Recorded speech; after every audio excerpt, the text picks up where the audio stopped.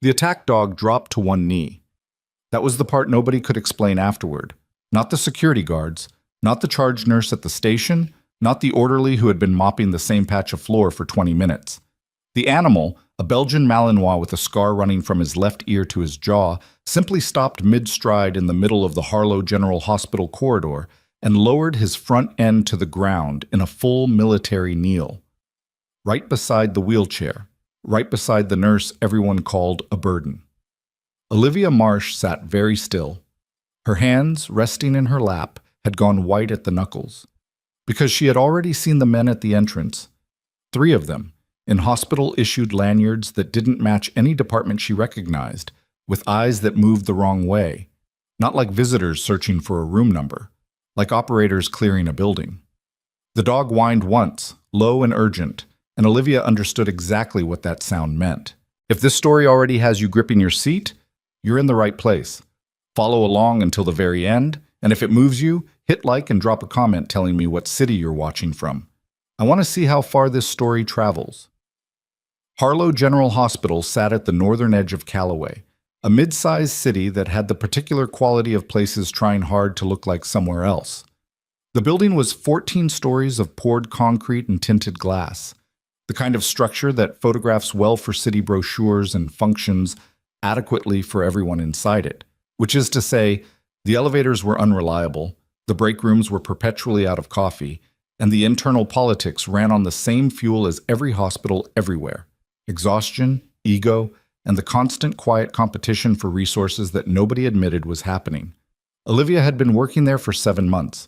She had not had a good 7 months. The wheelchair was the first thing people noticed, and the problem with being the first thing people notice is that it tends to become the only thing.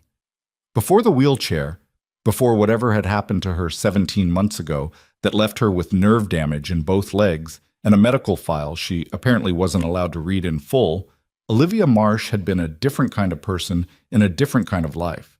But that life was classified, technically speaking, and classified things have a way of staying buried until they don't. What the staff at Harlow General knew: she was 32, she had a nursing degree from a state university, she had experience in emergency trauma care, and she used a wheelchair most of the time and a cane occasionally, depending on what the day was doing to her body. What the staff at Harlow General had decided: she was taking up space that someone more capable should occupy. She was a liability in a fast-moving unit, and someone in administration had made a soft-hearted hiring decision that the rest of them were now obligated to work around. This was not stated directly. It never is. It was communicated through the assignments she received, the tasks that required no mobility, no initiative, no particular skill. Updating intake charts that a medical assistant could handle. Restocking supply cabinets on the day shift when the unit was quiet and her presence inconvenienced nobody. Being excluded from briefings on the grounds that she could review the notes later, which she always did, and which nobody ever asked her about. Dr. Randall Pruitt, the senior attending for the medical surgical floor, had said it plainly enough to a colleague in the hallway 3 weeks into her employment, apparently not aware, or not caring, that Olivia was in the supply room 6 feet away with the door ajar. "She's a warm body filling a slot," Pruitt had said. "Let her do her paperwork and stay out of the way." Olivia had finished counting the IV bags and said nothing. This was a skill she had learned before nursing school, before any of the things that came after nursing school, in training environments where silence was sometimes the only accurate response to a situation. She was good at it. She was, in fact, extraordinarily good at assessing what a room required from her and providing exactly that and nothing more. What she had not been able to fully suppress was the part of her that noticed everything. She noticed, for example, that Dr. Pruitt ordered unnecessary imaging on patients whose insurance would cover it and skipped it for patients whose wouldn't. She noticed that the pharmacy discrepancy logs had gaps that didn't match the volumes being moved. She noticed that certain patient files were being accessed remotely after hours by a login credential that belonged to a hospitalist who had been on leave for 3 weeks. She kept these observations the way she kept most things, quietly, internally, documented in a notebook she kept in the inner pocket of her bag, written in a shorthand that looked like nothing in particular to anyone who might flip through it by accident. She was not ready to do anything with them yet. She was, she kept reminding herself, just a nurse doing paperwork. That was the story. That was what had to remain the story for as long as she needed it to. The problem was that something had changed in the last 9 days. Oh, it started with a car, a gray sedan, no plates, parked across from the hospital's staff entrance on a Tuesday morning when she arrived at 6:45. She noted it. It was gone by 8. She noted that too. The following Thursday, a different car, black, with plates that, when she ran them in a way she absolutely was not supposed to still have the access to run them, returned a rental agency in a city 400 miles away that had reported those plates stolen 11 months ago. She started varying her routes from the parking structure to the building entrance. She stopped taking the same elevator twice in a row. She began arriving through the emergency bay instead of the main doors, which required a longer push across the access road and aggravated her left hip, but which gave her a different line of sight. She said nothing to anyone about any of this. What she told herself, she was being careful. What she suspected but did not let herself fully form into a complete thought. They had found her. It had taken them 17 months, but they had found her, and now she had to decide very quickly what to do about that. The morning everything broke open started like every other morning. She clocked in at 6:52. She poured the remains of the break room coffee into a cup without examining it too closely. She reviewed the overnight intake notes for the 4 patients she'd been assigned to track, none of whom had any acute changes. She was midway through updating the 3rd chart when Danny Reyes, one of the newer nurses on the floor, dropped a stack of folders on the counter beside her and said, "Pruitt wants the discharge paperwork for bed 7 done before 8. He told me to tell you." Olivia looked up. "He could have told me himself. I'm right here." Danny had the grace to look slightly uncomfortable. "I know. He asked me to pass it along." "Okay." Olivia took the folders. "Tell him it'll be ready." She watched Danny walk away and thought, this is the part where a person with more dignity than sense would say something. Make a formal complaint. Request a meeting with the nursing director. She had calculated with some precision that doing any of those things would draw exactly the kind of attention she could not afford. So instead, she finished the chart she was on, started on bed 7's discharge papers, and positioned her chair so she had a clear view of the hallway, the nurse's station, and the elevator bank simultaneously. At 7:41, the dog walked in. He came through the main corridor from the direction of the lobby, which meant he'd passed through the public entrance and the reception area without anyone stopping him, which was itself remarkable. He was on a leash held by a man in his late 30s or early 40s. It was hard to say. He was one of those people whose age lived in his eyes more than his face. The man was wearing civilian clothes, dark jeans and a gray jacket, but he moved like someone who had spent a significant portion of his life being responsible for what happened in the rooms he entered.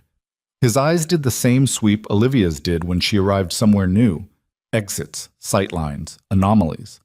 The dog was the scarred Belgian Malinois she would come to know as Rex, though she didn't know that yet. What she knew immediately, without having to think about it, was that the animal had a working dog gait, that specific quality of attention and forward motion that distinguished trained military or law enforcement animals from civilian pets. She had been around enough of them in a previous life to recognize it the way you recognize an accent. The man stopped at the nurse's station. The nurse on duty, Carla Voss, looked up with the particular expression of someone who is about to cite a policy about animals in medical facilities.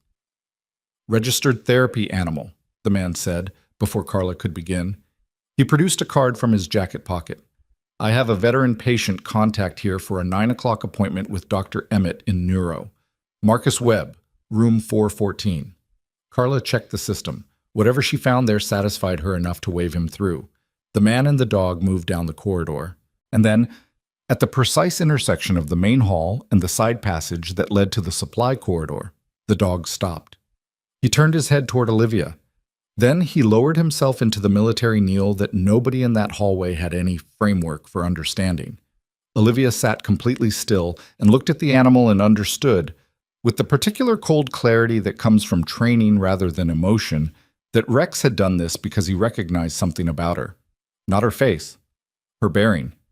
The specific quality of how she held herself in a world that didn't know what she actually was. She looked up at his handler. The man was watching her with the same quality of attention. "Sorry about that," he said. in a tone that communicated he was not particularly sorry. He doesn't usually do that. It's fine, Olivia said. A beat. You were a medic, the man said. It wasn't entirely a question. Olivia's hands were still white at the knuckles. I'm a nurse. Right. He didn't push it. He said, I'm Callum Voss. I'm visiting a patient on 4. He paused. I was special operations, 12 years. She looked at him for a moment. Olivia Marsh.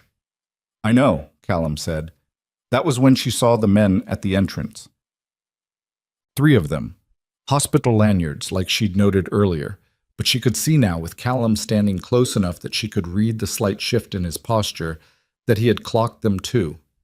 His right hand had moved to a position near his hip that was habitual rather than deliberate. Don't look directly, she said quietly. The one in the blue scrubs near the door hasn't looked at a single patient or staff member since he walked in. He's tracking foot traffic. Callum's expression didn't change. The other 2 are staged at the secondary entrance. I saw them when I came through the lobby. A pause. Do you know who they are? I have a strong working hypothesis, Olivia said. That's a careful answer. I'm a careful person. Rex was still at her side. The dog had risen back to his feet but stayed close enough that she could feel the warmth of him. She kept her hands in her lap and her face neutral, and her eyes moving through the reflections in the glass partition across the hall, tracking the man in the blue scrubs the way she'd been taught to track a target, peripherally, patiently, without committing to a stare that could be felt. The charge nurse at the main station, Callum said.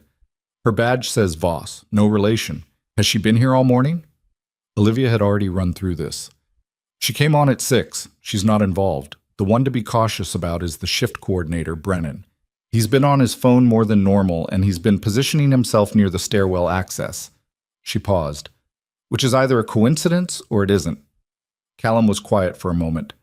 How long have you known they were watching you? 9 days, she said. Possibly longer if they were better at it earlier. Are you armed? I'm a nurse in a hospital, she said. That wasn't what I asked. She looked at him directly then, for the first time. No, I came here to disappear, not to start something. Okay, he said. Then we need to move. Not obviously. I need to get to 414 first. Webb is a real patient and he's actually expecting me. But after that, you don't need to involve yourself in this, Olivia said. Not warmly, not harshly, the way you state a fact. Rex made a choice, Callum said. I tend to honor his choices. He's been right more often than I have. He glanced at the dog, then back at her. And you already know too much for it to be safe for me to walk away. She considered that for a moment. She was tired, a specific kind of tired that has nothing to do with sleep and everything to do with the weight of maintaining a version of yourself that doesn't match what's underneath. 7 months of paperwork and condescension and careful silence. 17 months of a life that didn't fit. 32 years of being, when it was useful to be, the person in the room that no one watched. 4th floor, she said. I have a reason to be up there anyway. Supply delivery for the neuro ward. Give me 20 minutes with Webb, Callum said. You'll have 15, Olivia said. The one in blue scrubs is going to move sooner than that. She was right about the timing. She was 14 minutes into her supply run, moving through the 4th floor corridor at the pace of someone who belonged there absolutely. When she heard the stairwell door open behind her and knew without turning around that it wasn't a staff member. The footsteps were wrong, too measured, too aware of themselves. She turned the corner into the neuro ward's supply alcove and stopped, angling herself so the supply cart was between her and the corridor, her hands busy with a clipboard she'd picked up from the nursing station. She heard the footsteps slow, heard them stop. Heard the radio click twice, low and fast, a comms signal. Her jaw tightened.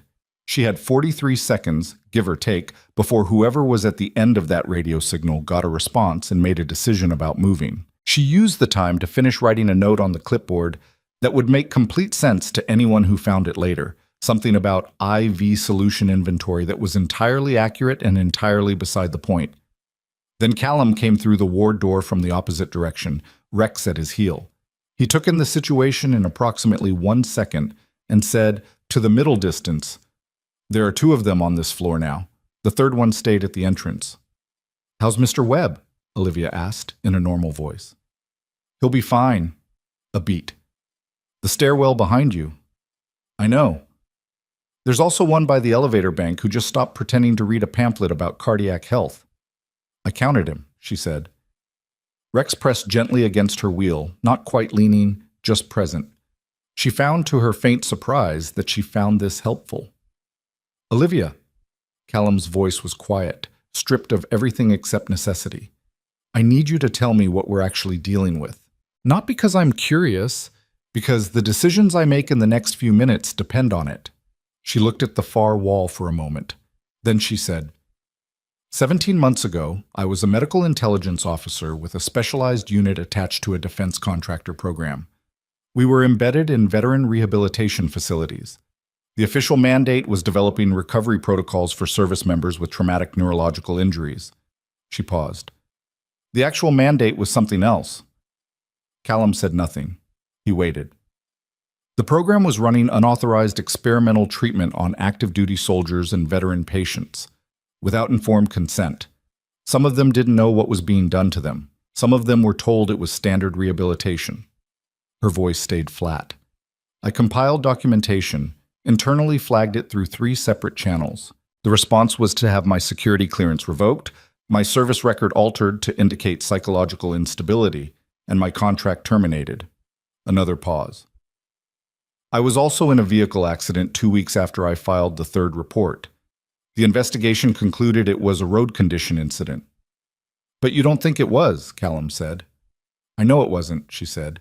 The nerve damage in my legs is consistent with what happens when a vehicle is deliberately run off a road at speed, which I confirmed later when I had access to the right medical literature and enough time to read it carefully. Callum absorbed this. And the documentation you compiled? Encrypted and stored, she said. Not here. Not physically accessible to anyone who finds me today. But they don't know that. They don't know what I have or where it is, she said, which is why they haven't simply resolved the situation through other means. They need me to tell them first. The stairwell door opened. The man who came through it was wearing blue scrubs and a lanyard that said Environmental Services. And he had the particular quality of someone who is pretending to be uninteresting while being in fact the most interested person in the room. He stopped when he saw them. His eyes went to Olivia, then to Callum, then to Rex, then back to Olivia. Miss Marsh, he said, Dr. Brennan would like a word. Callum said, very calmly, Dr. Brennan isn't on this ward. The man's attention shifted. This doesn't involve you. I'm visiting a patient, Callum said. Rex is a registered therapy animal. We're both exactly where we're supposed to be. A beat. The man's hand moved slightly toward his hip. Rex made a sound. Not a bark. Something quieter, more precise. A sound that communicated information about the current situation with efficiency that Olivia found almost admirable. The man's hand stopped moving. Miss Marsh, he said again, it would be better for everyone if you came with me voluntarily. Olivia looked at him. She had the quality of stillness that comes not from patience, but from the absence of uncertainty. She had already decided what she was going to do. She was simply waiting for the right moment to do it. Tell me something, she said. The sedative you're planning to use, is it propofol or something more exotic? I'm asking because if it's something more exotic, it means Dr. Hargrove is still involved, and I have specific documentation on Dr. Hargrove that I'd like to know is still relevant.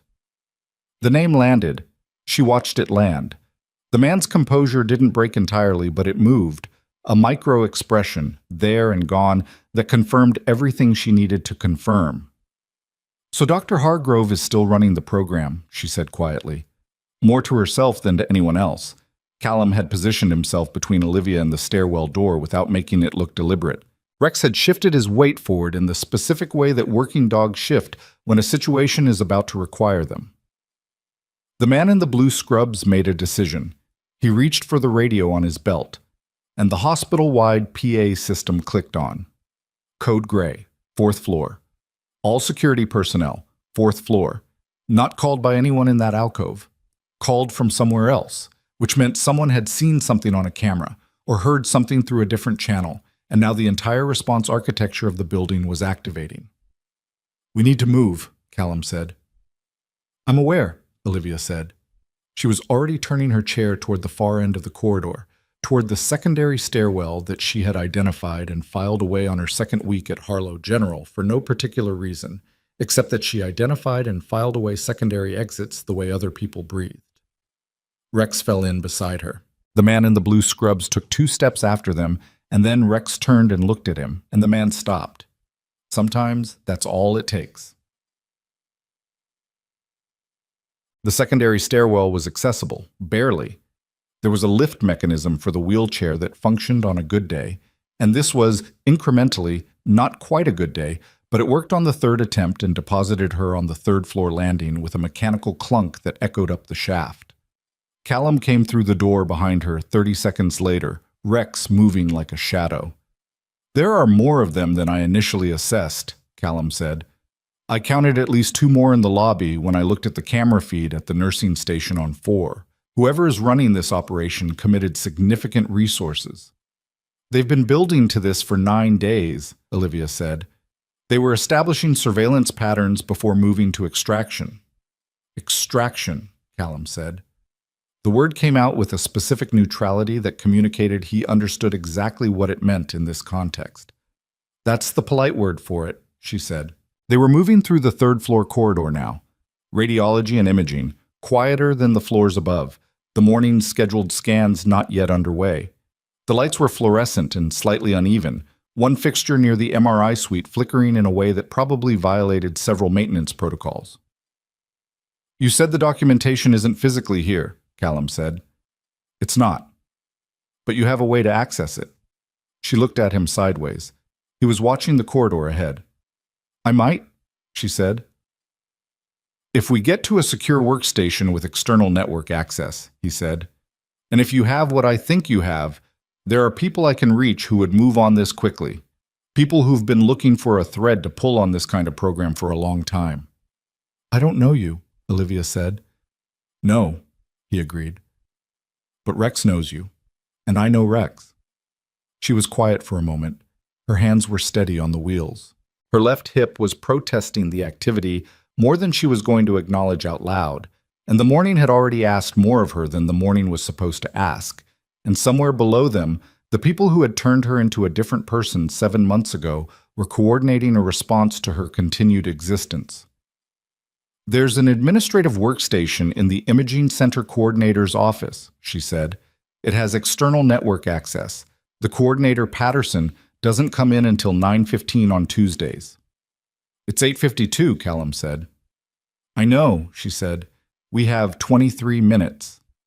They turned toward the imaging center. Rex pressed close to her wheel, steady and certain, as though he had always known this was where he was supposed to be, beside this woman, in this corridor, on this particular Tuesday morning when everything that had been dormant for 17 months was finally, irrevocably waking up. Behind them, on the 4th floor, boots hit the linoleum at a pace that was no longer pretending to be anything other than what it was. And in the coordinator's office at the end of the imaging center hallway, a workstation sat dark and waiting. And on a server 3 states away, behind 17 layers of encryption and a dead man switch that had been patiently counting down for 7 months, a file was ready to move the moment someone entered the right sequence of characters. Olivia Marsh had spent 17 months being invisible. She was about to become very loud. The coordinator's office door was locked, which she had anticipated, and the lock was a standard hospital-grade tumbler, which she had also anticipated, and the small flat tool she kept in the inner lining of her bag was something she had not needed in 7 months and had kept anyway, because some habits are not about optimism or pessimism, but simply about accuracy. 14 seconds. She'd been faster once. The hip made certain positions harder than they used to be, and the angle was wrong for a wheelchair approach, and Callum stood in the doorway watching the corridor with his back to her, while Rex sat close enough that she could hear the dog's steady breathing, and she focused on the lock and not on the sound of boots somewhere above them that had not gotten quieter. The door opened. She went in first. Callum followed, pulling the door closed behind them without letting the latch click too hard. The office was small. A desk, a monitor, a filing cabinet, a wall calendar showing the wrong month because nobody had flipped it. The workstation was locked to the coordinator's credentials, which was the first actual obstacle, because she hadn't worked in imaging and didn't have Patterson's login. "Can you get in?" Callum asked. "Give me a minute." "We have less than 20. "Then stop talking," she said. He did. She wasn't a hacker. That word belonged to a different category of person with a different category of training. What she was, more precisely, was someone who understood how institutional systems were built and therefore understood where they were weak. Hospital networks were built by procurement committees making decisions about cost and compliance, and almost never about actual security, which meant the gaps were predictable once you knew what to look for. She found the gap in 4 minutes. A remote access portal for IT maintenance tucked into the system preferences, still carrying the default credential set from the network's last infrastructure update. She had noticed the software version number on her second day at Harlow General and written it in her notebook next to a supply inventory list because it was the kind of detail that was useless right up until the moment it wasn't. The desktop opened. She pulled her phone from her bag, a secondary device, prepaid, purchased in cash from a gas station outside Callaway 8 months ago, and opened a browser that routed through 3 different relay points before landing on an address that looked like a defunct academic research archive. She typed a sequence of characters that she had not written down anywhere. The page returned a single prompt field. She typed the passphrase. "How long?" Callum asked from the door. "Depends on the connection speed." She watched the progress bar. "The files are partitioned. They won't transfer as a single packet. They'll come through in sequence, and I need to verify each segment before it moves to the next." "What exactly are we transferring?" "Everything," she said. "Intake records, experimental protocol documentation, consent form analysis. Specifically the analysis showing the consent forms were constructed to be unintelligible to patients with the exact neurological profiles being recruited. Financial records showing the money flow between the contractor and the oversight committee. And approximately 400 pages of clinical observation notes that should not exist under any ethical framework for human research." Callum was quiet for a moment. "How long were you inside the program before you figured out what it was?" 6 weeks before I was certain. 4 weeks before I was suspicious enough to start documenting." She paused. 2 days after I was certain, I filed the first internal report. That was my mistake. Not the documenting, Dico. The internal report. I thought I was inside a system that could correct itself. "Most people think that," Callum said. "Most people haven't had clearance to see how the correction mechanisms actually work," she said flatly. "I should have known better." The first segment completed. She verified the checksum, approved the next segment's transfer, and checked the time. 16 minutes remaining. She was doing the calculation. Transfer time, available minutes, margin of error. When Rex, who had been quiet at her side, made a sound. Short, directional, pointed at the wall to their left. Both she and Callum went still. Footsteps in the corridor. One set, moving slowly. She watched Callum's right hand and watched him make the decision not to reach for whatever he was carrying. Smart, not yet. The footsteps slowed outside the door, paused, continued. She released a breath through her nose, silent and controlled, and went back to the monitor. "He's going to double back," Callum said quietly. "I know. We have maybe 8 minutes before this position is compromised. I need 12. "Olivia." "I know," she said again, sharper this time, because she did know. She was doing the math in real time, the same as him, and arriving at the same unsatisfying answer. The transfer was at 31%. The corridor outside had one person who would double back and possibly 2 more incoming depending on what floor coordination looked like. The exit from the imaging center had 2 options. The main corridor back toward the elevators, which was compromised, or the maintenance access that ran along the building's east wall, which she had identified on a facilities map 3 months ago for no particular reason at the time. "There's a maintenance corridor," she said. "East wall, access panel at the far end of the imaging suite. It runs to a service elevator that exits at the loading dock on the ground floor." Callum looked at her. "The wheelchair doesn't fit through the access panel," she said before he could ask. "The passage is approximately 22 inches wide. Standard maintenance clearance." A beat. "So we carry you," Callum said, in the tone of someone solving a logistics problem. "Nobody carries me," she said, with a particular quality of flatness that closed that conversation. Another beat. "The maintenance corridor gets us to the loading dock," he said, "but not with you mobile on the other end. There's a transport cart in the loading area. I've seen it through the dock window from the exterior access road. Medical supply delivery uses it. It has wheels." She paused. "It's not a chair." "But it gets you moving." "It gets me moving." She checked the transfer. 44%. The footsteps came back down the corridor, slower this time, deliberate, the kind of slow that is looking for something. The door handle moved. Not turned, moved just enough to test whether it was latched. A professional check. Whoever was on the other side knew enough to test before committing. Callum crossed the room in 3 steps and put his hand flat against the door, pressure applied at the frame point to reinforce the latch mechanism. Rex, who had been sitting, rose without a sound.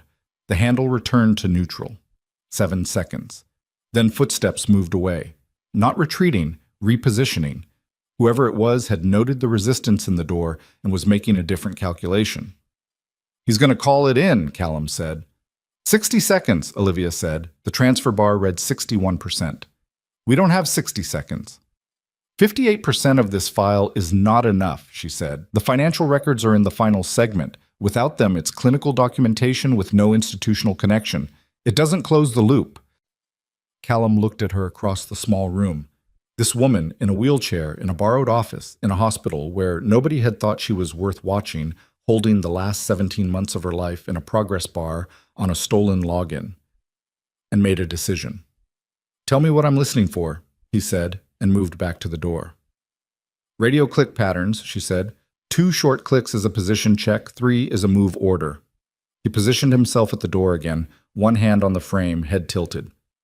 She watched the transfer bar. 68%, 71. Outside, somewhere farther down the corridor, she heard a door open. Different footsteps, 2 pairs this time, moving together, 77%. 3 clicks, Callum said quietly. "How far?" "Near end of the corridor, 30 seconds. 83. "Rex," Callum said, very low. The dog moved to the center of the room and faced the door. 89. The footsteps were close enough that she could hear the specific weight of them. 2 people, one heavier than the other, both moving with the particular economy of people who did this kind of thing regularly. 94. The door handle turned. Callum held the frame pressure. The handle turned harder. 97. A voice outside, contained and cold. "Open the door." 98. "Hospital security," the voice said. "We have reports of unauthorized." 99. The progress bar completed. 100. "Done," Olivia said, and pulled the flash drive from the port, and then she looked at Callum and said, "Let them in." He looked back at her. "Let them in," she repeated. "They're going to break it down in about 15 seconds anyway, and I'd rather control when the door opens than explain a broken frame." Callum removed his hand from the door. It opened. 2 men. The heavier one in front, mid-40s, the kind of build that came from structured training rather than natural size, with a jaw that was slightly too set for someone who was actually hospital security. The second man was younger, watching Callum with the specific quality of attention that was about threat assessment rather than curiosity. Rex held the center of the room and did not move. "Miss Marsh," the first man said. His eyes went to the monitor, which Olivia had already returned to its lock screen. "We're going to need you to come with us." "On whose authority?" she asked. "Hospital administration." "I'd like to see that in writing," she said. "Given that I'm a staff member and this is a staff access area, and I have no record of any administrative instruction requiring me to be—" "Ma'am," a different quality in his voice now, stripped of the pretense. "This isn't a conversation." "No," Olivia agreed. "It isn't." And then she looked at Callum, and Callum looked at Rex, and Rex moved. Not toward the men, toward the far wall, toward the door that led from the coordinator's office into the imaging suite itself. He hit it with his shoulder at the exact height of the handle, which was either trained behavior or the result of being a very large dog with a clear sense of purpose, and the door swung open into the darkened suite beyond. Callum moved through the door and Olivia followed, and the man in front took 2 steps after them before Rex turned in the doorway and the man stopped. Rex had a specific way of stopping people. It wasn't aggression exactly. It was more like clarity, an absolute absence of ambiguity about the current situation and what would happen if it developed in a particular direction. The man understood this. The second man had a radio out. She could hear him calling it in as they moved through the imaging suite. The large MRI unit, dark and silent, the ultrasound bays curtained, the fluorescent safety lights casting everything in a flat, institutional blue.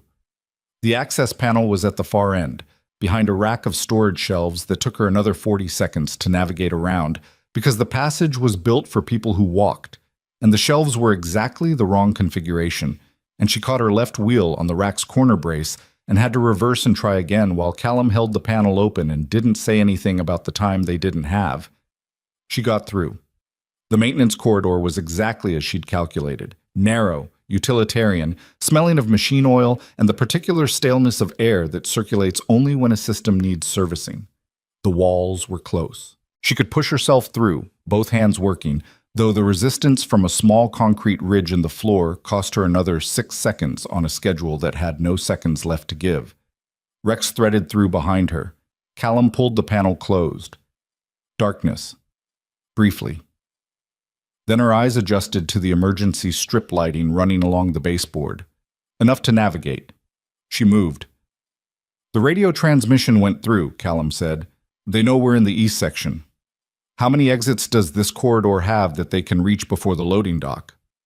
1, he said. The maintenance junction about halfway through.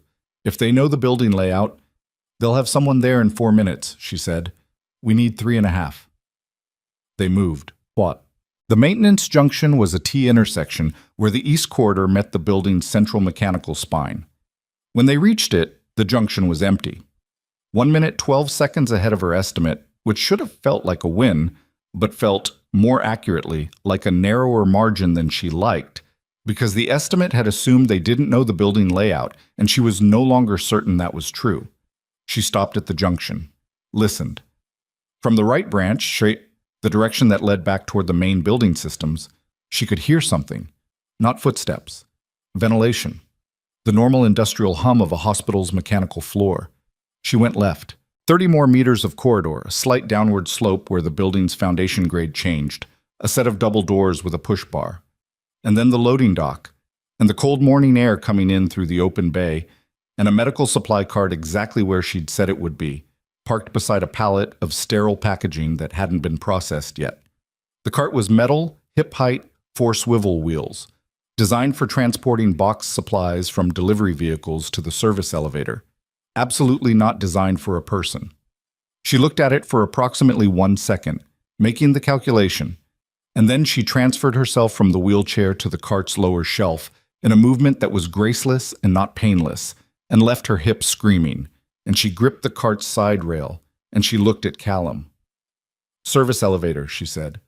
He left the wheelchair, no choice, it wouldn't fit the access angles, and moved to the cart and pushed.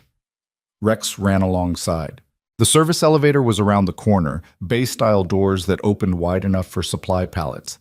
Callum hit the call button and the elevator arrived in 22 seconds, and they were inside and the doors were closing when she heard the loading dock doors open behind them. She didn't look back. The elevator moved. "Where are we going?" Callum asked. "Basement," she said. "Network infrastructure for the hospital's main systems is in the basement. There's an IT operations room with a dedicated line that isn't routed through the main hospital network." He looked at her. "When they lock down the building network," she said, "and they will lock down the building network, the transfer I just completed will have gone out through that line. But there's a second step." She held up the flash drive. "This is the local backup. I need to reach someone specific with it before they find us, because the remote transfer will not reach the right people without a person on the other end to authenticate it." "Who do you need to reach?" She hesitated. This was the part she hadn't figured out entirely. The contact she'd planned for, the person she'd built the dead man's switch around, the one individual she trusted enough to hold the authentication key on the other end, was a retired federal investigator named Marcus Truell, who had been looking at defense contractor irregularities for 3 years before he'd quietly, officially retired 18 months ago. She had reached him once, briefly, 4 months after the accident, through an intermediary she no longer had access to. She had not had direct contact since. "I need a secure line to reach someone outside this building," she said, "without using anything that can be backtracked in the next 20 minutes. Callum was quiet for a moment. Then he said, "The patient I came to see, Marcus Webb." She looked at him.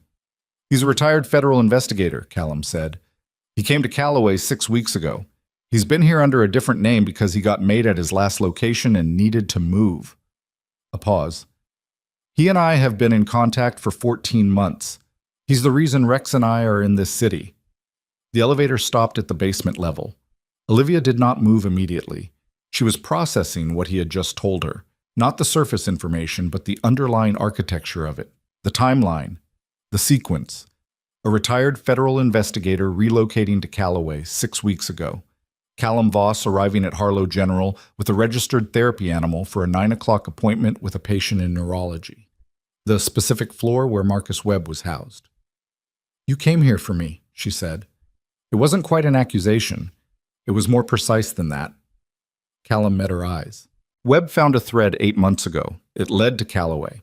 It led to a former military medical intelligence officer with altered records who was working as a nurse under a simplified identity. He paused. "We've been watching to see if they found you before we could make contact. And today you realized they had. Today Rex made a choice," he said. "And I followed it." She looked at the dog. Rex looked back at her with the particular quality of patience that working dogs develop. Not the comfortable patience of an animal at rest, but the active patience of an animal that is ready and waiting and has been waiting for as long as necessary. "Room 414, she said. "Yes." "Your patient Marcus Webb is not named Marcus Webb. His name is Marcus Truell," Callum said. The air in the elevator felt different. 17 months. 3 reports that went nowhere. An accident that wasn't an accident. 7 months of supply inventory and paperwork, and being told she was taking up space. And somewhere in room 414, through all of it, the person she had spent a year and a half trying to find a way to reach had been 42 miles away under a different name, waiting for exactly the same moment she was. She gripped the cart railing. "We need to get back to 4, she said. "The stairwells are compromised." "I know." She thought for 3 seconds. "The service elevator goes to 4, but they'll expect that." "There's another option," Callum said, "but you're not going to like it. Tell me anyway." "The external fire stair on the building's south face. It's accessible from the loading dock level. It's open, fire egress, so it can't be locked from outside. Gets to the 4th floor landing directly." "It's outside," she said. "Yes." "In June." "It's 62 degrees, he said. "I'm on a supply cart," she said. "I know." She exhaled through her nose. Her hip was a sustained complaint at this point, not sharp enough to be an emergency, but persistent enough to be a real factor in everything she was trying to do. And the cart's lower shelf was pressed steel and not designed for a person to sit on for any length of time. And the idea of going up 4 flights of exterior fire stairs while Callum pushed a supply cart and Rex managed the narrow metal grating and hostile operatives worked the building's interior was, objectively, not a good plan. It was, however, the available plan. "South face," she said. "Let's go." The fire stair was worse than she'd expected, and better than her worst estimate, which was the range she'd learned to operate in. Callum pushed the cart, and she held the railing when there was railing and braced against the cart frame when there wasn't, and Rex navigated the metal grating with the focus of a dog who had been in harder terrain than this and knew it. The stairwell was exposed on 3 sides, the morning air cold enough to make her eyes water slightly on the second landing. And on the 3rd landing, she had to help from the railing because the cart's front wheels had developed a resistance on the incline that was going to be a problem if they had to move faster. She didn't say this out loud. They reached the 4th floor landing. The door opened from the outside, fire egress code, and they were back inside, and she felt the specific relief of being in a controlled interior space, even though the interior space currently had an unknown number of hostile operatives working through it. The neuro ward was to the left. "Rex, heel," Callum said quietly, and the dog moved to his side, and they went left. The corridor was empty. too empty. She had worked this floor long enough to know its rhythms. The morning medications run should have had 2 nurses and a pharmacy tech in this hallway, and there should have been a patient transport to imaging at 8:50, which was late, but usually only by 10 minutes or so. The absence of normal traffic was information. They cleared the floor, she said, or they locked it down and moved the staff. Either way, she kept moving. Room 414. The door was closed. Callum knocked twice, a specific pattern, short, long, and waited. The door opened. The man inside was approximately 60, with the particular thinness of someone who had been hospitalized long enough to lose the weight that comes off first. He was in a hospital bed with the head elevated, an IV line in his left arm, and eyes that were entirely alert and a face that looked like it had been carrying something heavy for a long time. He looked at Olivia. "Marsh," he said. Not a question. "Truel," she said. A pause. The kind that exists between people who have spent a long time in parallel motion toward the same point and are now, finally, in the same room. "They moved up the timeline," he said. "I noticed," she said. "Did you get it out?" She held up the flash drive. "Remote transfer completed. Local backup here. I need you to authenticate the receipt on the other end." "My phone is in the drawer," he said. "Callum, get it." Callum moved to the bedside table, and then the room's overhead light went off. Not a flicker. Not a power issue. A deliberate cut. She could tell by the pattern of which lights went and which stayed. The emergency backup strips along the baseboard came on, red tinted and low, and in the new dimness she could hear from the hallway the sound of a door being held and then released. Marcus Truel sat up straighter in his bed. "They cut the floor power," he said. That means they don't care about the cover anymore," Olivia said. The hallway door opened. The man who walked in was not wearing hospital scrubs or a lanyard. He was in civilian clothes, dark, unremarkable, and he had the particular quality of someone at Siafwan accustomed to being the most dangerous person in any room he entered. He stopped just inside the doorway. He looked at Olivia, and he smiled. "You transmitted it," he said. His voice was conversational, even pleasant. "I know because we just lost the outbound signal from this building's external line. Whatever you sent, it's out there now." He tilted his head slightly. "Congratulations." "It won't matter." Rex made the sound, the quiet, precise one. The man didn't look at the dog. "We're going to recover every copy," he said. "We've done it before. The people you think are your allies have very limited protection and very limited time." He looked at Truel. "And you, Marcus? You know better than anyone how this ends for people who keep pushing." Truel said nothing. Olivia was very still, because she was looking at the man in the doorway and running in the background of her mind the same calculation she ran on every piece of information she encountered, assessing, verifying, comparing against what she knew. And what she knew, suddenly and with absolute certainty, was that this man was not the top of this operation. He was sent, which meant someone above him was watching, which meant someone above him was worried enough to watch personally. "Who sent you?" she asked. The man's pleasant expression didn't change. "That's not relevant to your situation." "It is, actually," she said. "Because if someone sent you here themselves, rather than coordinating remotely, it means the remote coordination isn't reliable anymore. It means something in the chain broke." She paused. "The transfer went somewhere that scared someone." The man looked at her for a long moment. Behind him, in the corridor, she heard footsteps. More than 2 people, moving with the coordinated precision of a team executing a final position. Rex lowered into his crouch. Callum had Marcus Truel's phone in his hand and his eyes on the doorway, and the expression of a man who was calculating how many problems were about to arrive simultaneously and whether the number was manageable. The answer, by any reasonable assessment, was no. But reasonable assessments had not been particularly relevant to Olivia Marsh's situation for the last 17 months, and she had stopped deferring to them some time ago. She looked at Truel. "What's the authentication code?" Marcus. Her voice was quiet and entirely serious. "They're 30 seconds from this room. Give me the code. Whatever happens next happens, but the transfer needs to be authenticated before it does." Truel looked at her across the dim room, this man who had spent 3 years building toward a moment that was now balanced on the next 30 seconds, and he said the code. She typed it. The man in the doorway took a step forward. Rex moved. And in the hallway beyond, something entirely unexpected happened. A sound that didn't belong to any of the operatives or any of the hospital staff or any of the variables she had calculated into her planning, because she had not known it was possible and so had not calculated for it. She heard, from somewhere on the 4th floor of Harlow General Hospital, a second dog bark.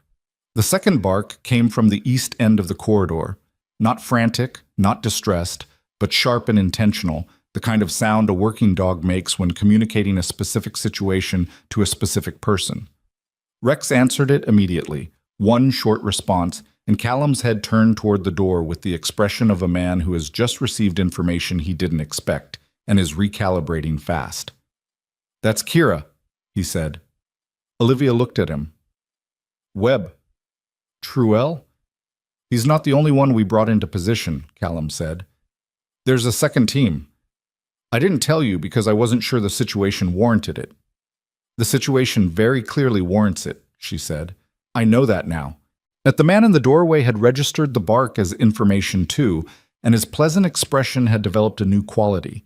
Not fear exactly, but the recalculation of someone who came in expecting a specific set of variables and has just discovered the set is larger than anticipated. His hand moved toward his jacket. Rex launched from his crouch, not at the man's throat, at his wrist, with the particular precision of a dog trained to neutralize rather than injure, and the impact was enough to drive the arm upward and away from the jacket, the momentum carrying them both sideways into the doorframe. The man hit the frame hard with his shoulder, made a sound that was more surprise than pain, and Rex released and repositioned immediately, placing himself between the man and the center of the room. The man straightened. He looked at the dog. He made the correct decision, which was to not reach for anything again. "How many are in the corridor?" Olivia asked. "4 when I came through," the man said, in a voice that had dropped the pleasantness entirely. "More by now." "And on the other floors?" He didn't answer. She hadn't expected him to. Callum was already at the door, looking through the gap. 2 in the near corridor, both turned toward the east end. Whatever Kira's team found, it's pulling their attention. "Then we use the 30 seconds that buys us," Olivia said. She moved to the window. Room 414 faced the building's interior courtyard, a concrete square 3 floors down with a maintenance bench and 2 dead potted trees that the hospital apparently wasn't prioritizing. No immediate exit there. But the window had a sill deep enough to be useful for something she was already thinking about. "Marcus," she turned to Truel. "The authentication went through?" He was watching his phone. "Receiving confirmation now. The transfer landed with the Oversight Committee field office in..." He stopped. "Yes, it landed. They'll move on it. The moment they verify the file integrity, which is..." He checked the screen. "Automated. It takes 4 minutes. How long before that creates visible pressure on the people in this building?" Truel was quiet for a moment. "They'll know when the committee acknowledges receipt. That's an automated notification back to the originating program's security infrastructure. So the people running this operation will know their files are in federal hands in approximately 4 minutes, she said. "Give or take." "Which changes the calculus," she said. "Up until 4 minutes from now, they want me quiet. After 4 minutes, I'm a less urgent problem because the evidence is already out." She paused. "They'll shift from extraction to cleanup." "What's the difference?" Callum asked. "Extraction means they need me alive to find out what else I know and who else I've told. Cleanup means they don't." The room went quiet for a moment in the specific way rooms go quiet when the stakes have been stated without decoration. Truel sat up fully in his bed and pulled the IV line from his arm with the focused discomfort of someone who has made peace with a certain amount of pain being necessary. "Then we need to be somewhere they can't complete a cleanup before the committee's response units reach us." "We need to be visible," Olivia said. "Not hidden. Somewhere with witnesses." Callum looked at her. "The atrium." It was the right answer. The main atrium of Harlow General was 3 stories open at the lobby level, with a cafe, a waiting area, a pharmacy pickup window, and on a Tuesday morning, a constant flow of patients, visitors, and staff. It was the single least controllable environment in the building for anyone trying to manage a quiet operation. It was also the most dangerous place to move through if the operative in the doorway had anything left to call in. The operative, as if reading the logic, said, "You won't make it to the lobby." "We're not going to the lobby," Olivia said. She was looking at the room's wall-mounted hospital communication panel, the standard in-room system connecting to the nursing station, designed for patient calls and staff communication. Standard across the whole building, and connected through the building's internal communication infrastructure to the PA system that she had heard activated during the code gray on the 4th floor earlier. The PA access was locked behind a staff credential she didn't have. What she had was 4 months of quietly, accurately documenting system vulnerabilities. The communication panel ran on the same network node as the building's overhead paging system, and the network node had the same infrastructure software version as the workstation she'd accessed in the imaging center coordinator's office.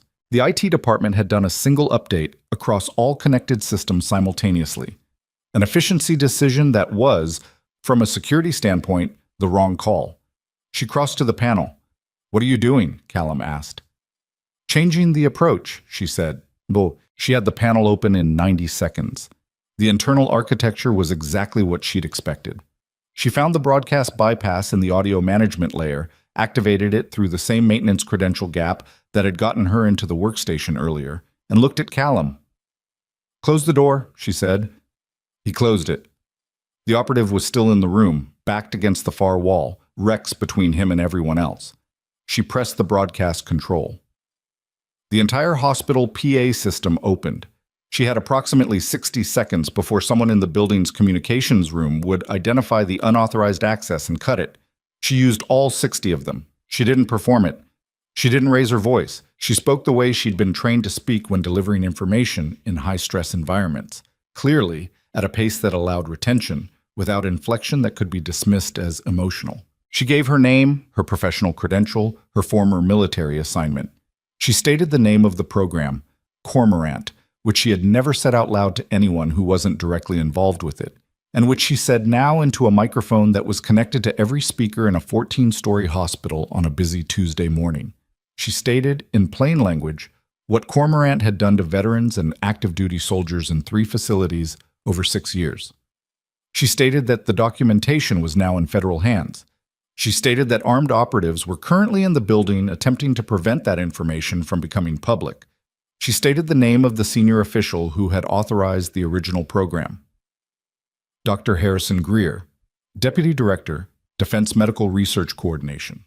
12 seconds left. She said, "If anything happens to me, to Marcus Truel in room 414, or to Callum Voss and his K9 partner Rex, those names and that documentation will be on every major news network before noon."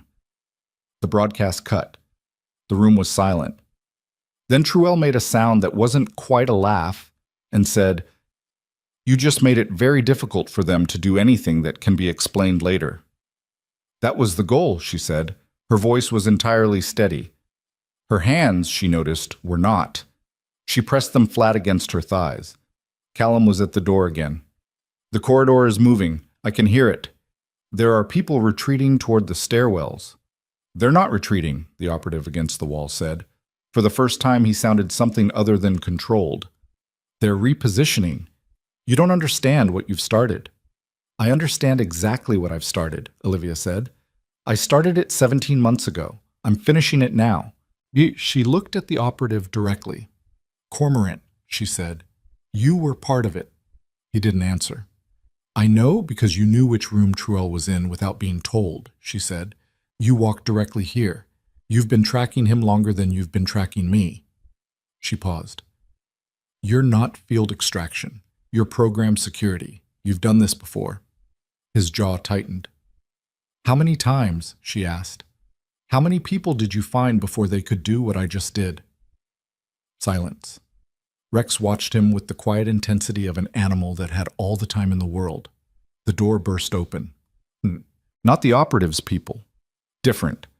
The man who came through first was in civilian clothes but carrying a federal marshal's credential at eye level, and behind him were 2 more in the partial tactical gear of people who had been moving fast from a distance and hadn't had time to fully kit up. The second dog came in with them. Kira, a Dutch shepherd with a working dog gait similar to Rex's, who went directly to Rex and communicated something in the language of dogs that looked, to the humans in the room, like a brief mutual acknowledgement and nothing more. "Truell," the first federal marshal said. "Rafferty," Truell said, "you made good time. You activated the protocol 40 minutes ago. We were already in the city." Rafferty took in the room. Callum, Olivia, Rex, the operative against the wall, Truell sitting up with a pulled IV line, and the expression of someone who has been waiting for this specific moment for a very long time. The broadcast just went building wide. "I'm aware," Truell said. Rafferty looked at Olivia. "You're Marsh." "Yes. The transfer authenticated 6 minutes ago. We have the full file." He held her eyes. "It's what Truell said it would be." She absorbed this.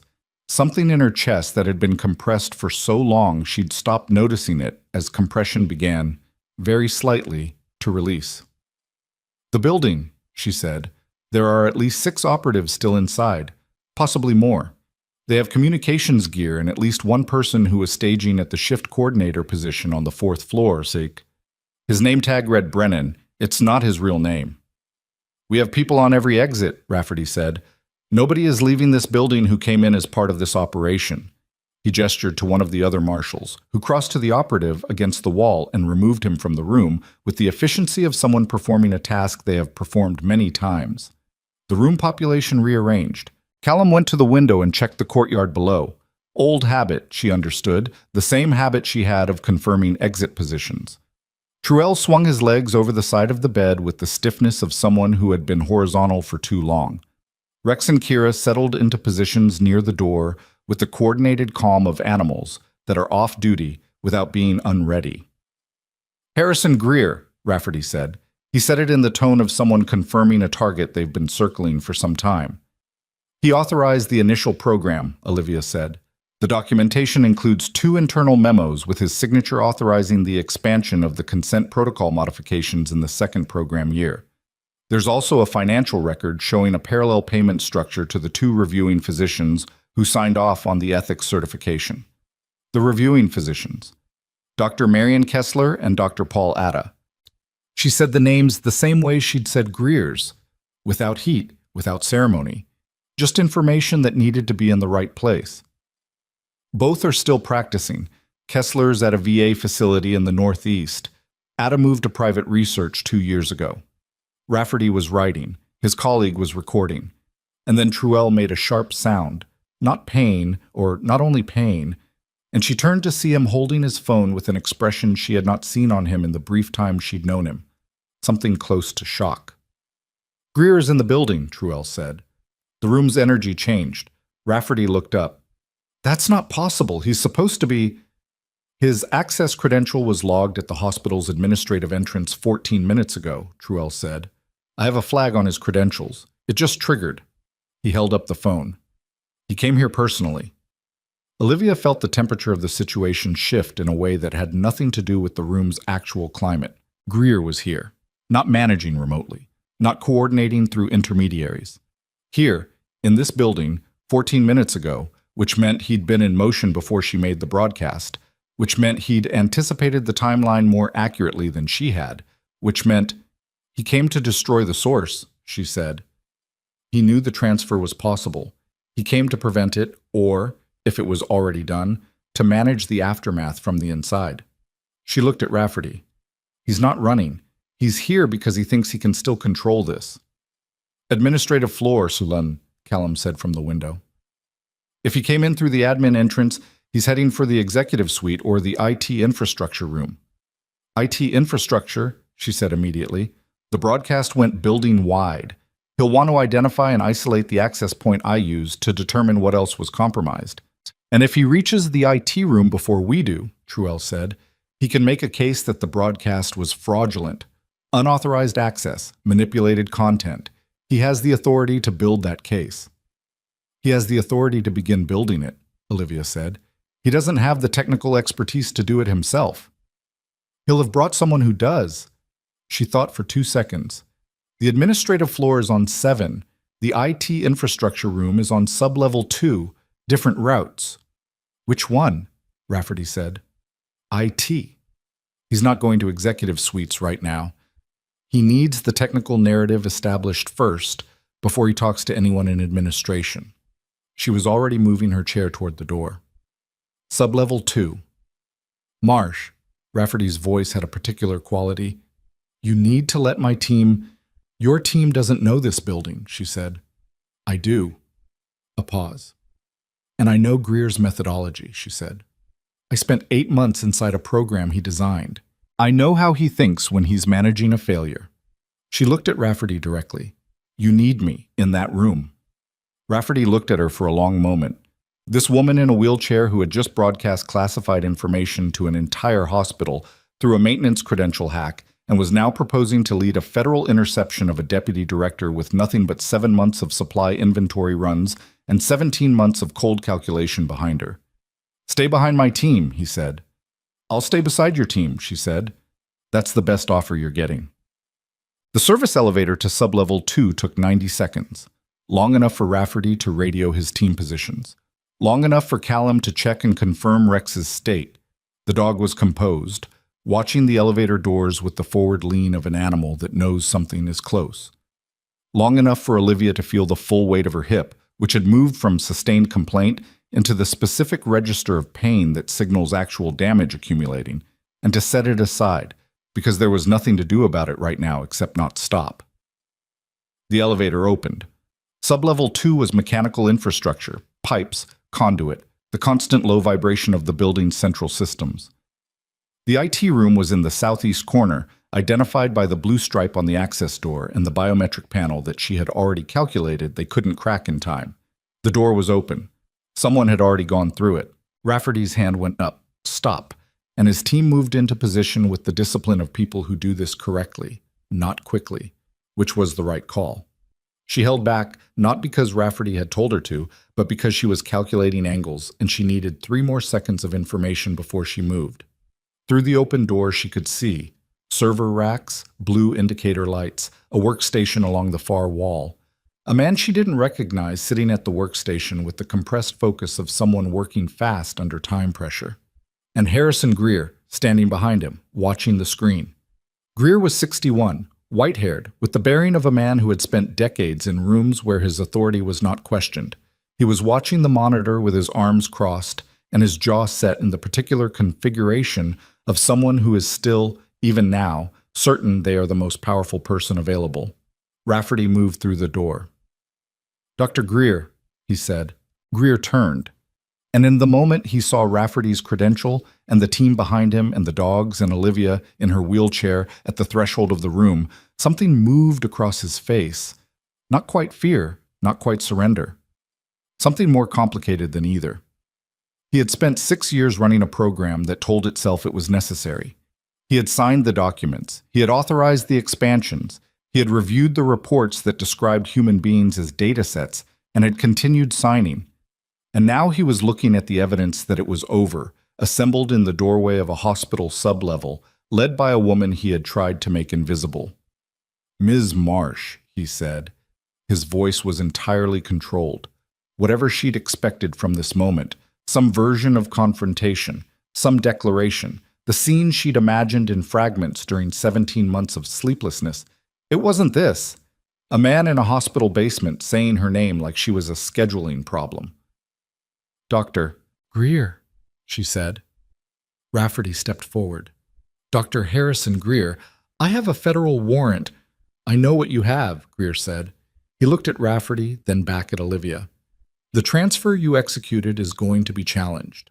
The authentication process has irregularities that any competent defense attorney... The transfer is clean, she said. You know it is because the person who built the encryption protocol built it specifically to be unimpeachable.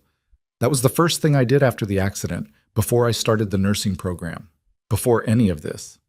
She held his eyes. I had 14 months to build it correctly. Greer looked at her for a long moment. He turned to the man at the workstation. Stop, he said quietly. The man stopped. Rafferty moved forward, and then, from somewhere above them, from the lobby, transmitted down through the building's concrete bones. She heard it. Noise. Not panic, not chaos. The specific vocal register of a large number of people reacting to something significant simultaneously. The hospital was awake. The broadcast had reached everyone. The story was no longer containable.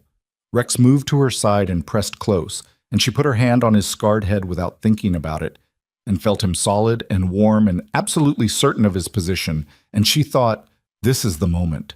This is what the last 17 months were building toward. She was right. She just didn't know yet that the most important part of it hadn't happened yet, because 3 floors above them, in the stairwell between the second and third floor, a door was about to open, and the person who walked through it was going to change everything she thought she understood about who exactly had been running Cormorant all along. And his name was not Harrison Greer. Rafferty's team had Greer in cuffs before the sound from the lobby reached them a second time, and Greer let it happen with the particular stillness of a man who has already moved to the next calculation, not resisting, not cooperating, simply waiting for the situation to develop into something he could use. It was a quality Olivia recognized because she had spent 8 months watching him operate inside Cormorant, and the thing about Harrison Greer was that he never stopped working the room, even when the room had closed around him entirely. The technician at the workstation was a different matter. He had the shaken quality of someone who had understood himself to be a support function and had not fully processed that support functions get charged alongside principals. Rafferty's second marshal walked him out, and he went without resistance, looking at the floor. Callum was already in the IT room checking the workstation's active processes, what the technician had been doing in the 60 seconds before they arrived, what he'd touched, whether anything had been altered or deleted from the hospital's broadcast records. Rex positioned himself near Greer with the economy of a working dog who doesn't waste attention on a secured target but doesn't take his eyes off it either. Nothing was successfully modified, Callum said. He got into the broadcast logs but didn't have time to do anything with them. The access timestamp is clean. Good, Olivia said. She was watching Greer, who was watching her back with the quality of a man taking inventory. The transfer landing, Greer said. His voice was pitched for her specifically, not for the room. You think that's the end of it? I think it's the end of this part of it, she said. The committee that received your files specs 3 of the 7 oversight members have direct funding relationships with the research division that housed Cormorant. They will manage the intake process. They will determine what is referred and what is contained. He held her eyes. You transmitted everything to a system that is partially run by the people you're trying to expose. Did that occur to you? It had. It was, in fact, one of the 17 things she had lain awake calculating during the months of building the transfer protocol. The transmission went to the Oversight Committee, she said, and simultaneously to a congressional subcommittee staffer, 2 investigative journalists, and a federal whistleblower legal office whose intake process is public record, and therefore creates a documented chain the moment the files were received. She paused. The 4 redundant recipients exist precisely because the primary oversight system has the vulnerabilities you just described.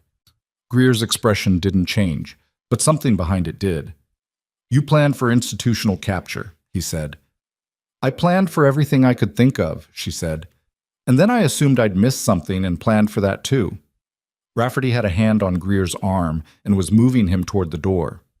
Greer went, and then stopped, with the specific quality of a man who has just remembered something or decided to play something, and turned back toward her.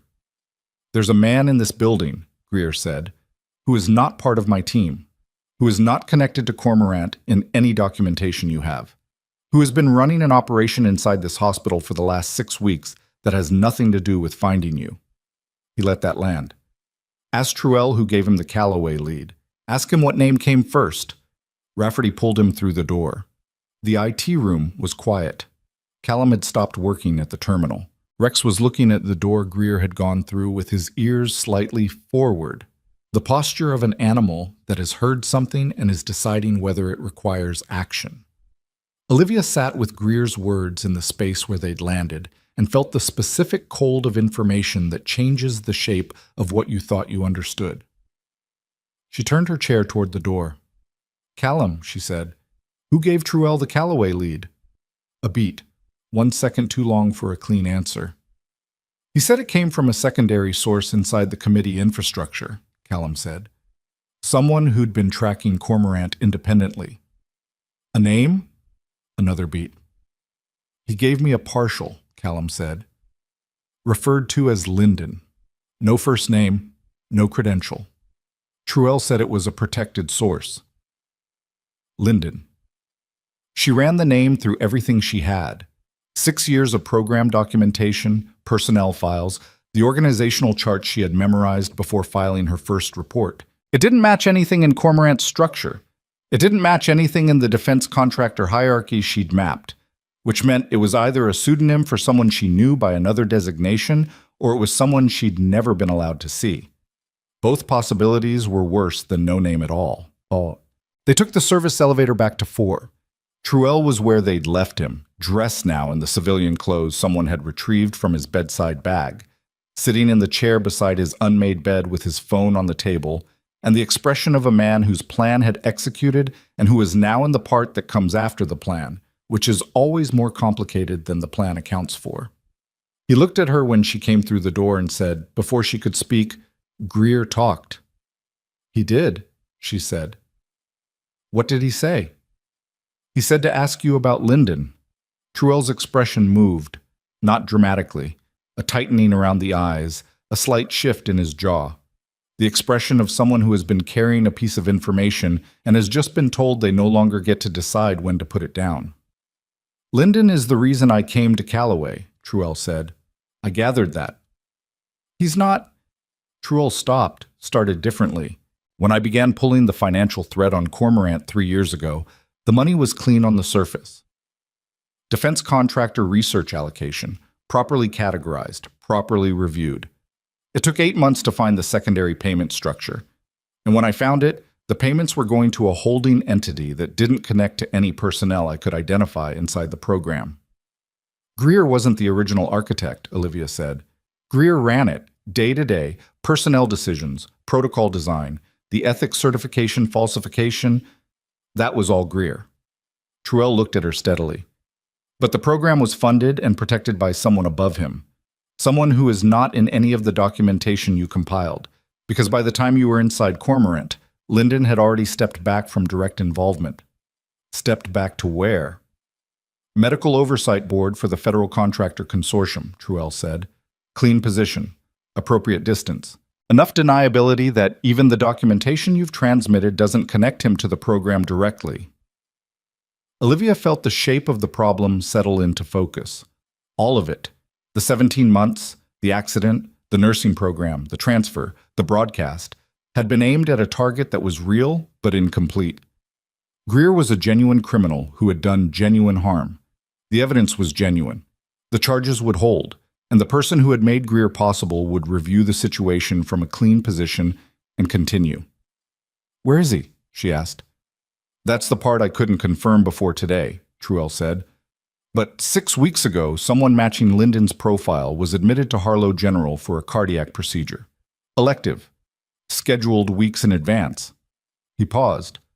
"The name on the admission was a variant, different enough to avoid automated flagging, similar enough that when I saw it in the transfer data from the committee's secondary intake, I recognized the pattern." Or Rafferty, who had come back into the room after securing Greer with his team, said, "You're telling me the person above Greer is a patient in this hospital?" "Was a patient," Truell said.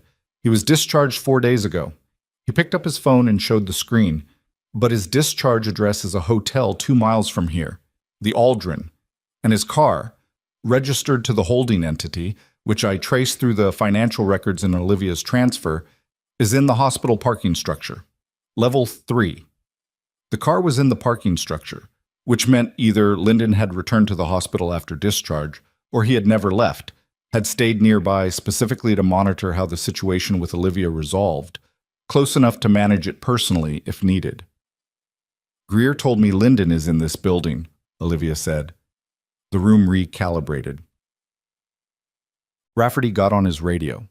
The hospital's security feeds came up on Truell's laptop through a remote access that Rafferty's team had established when they staged in the building.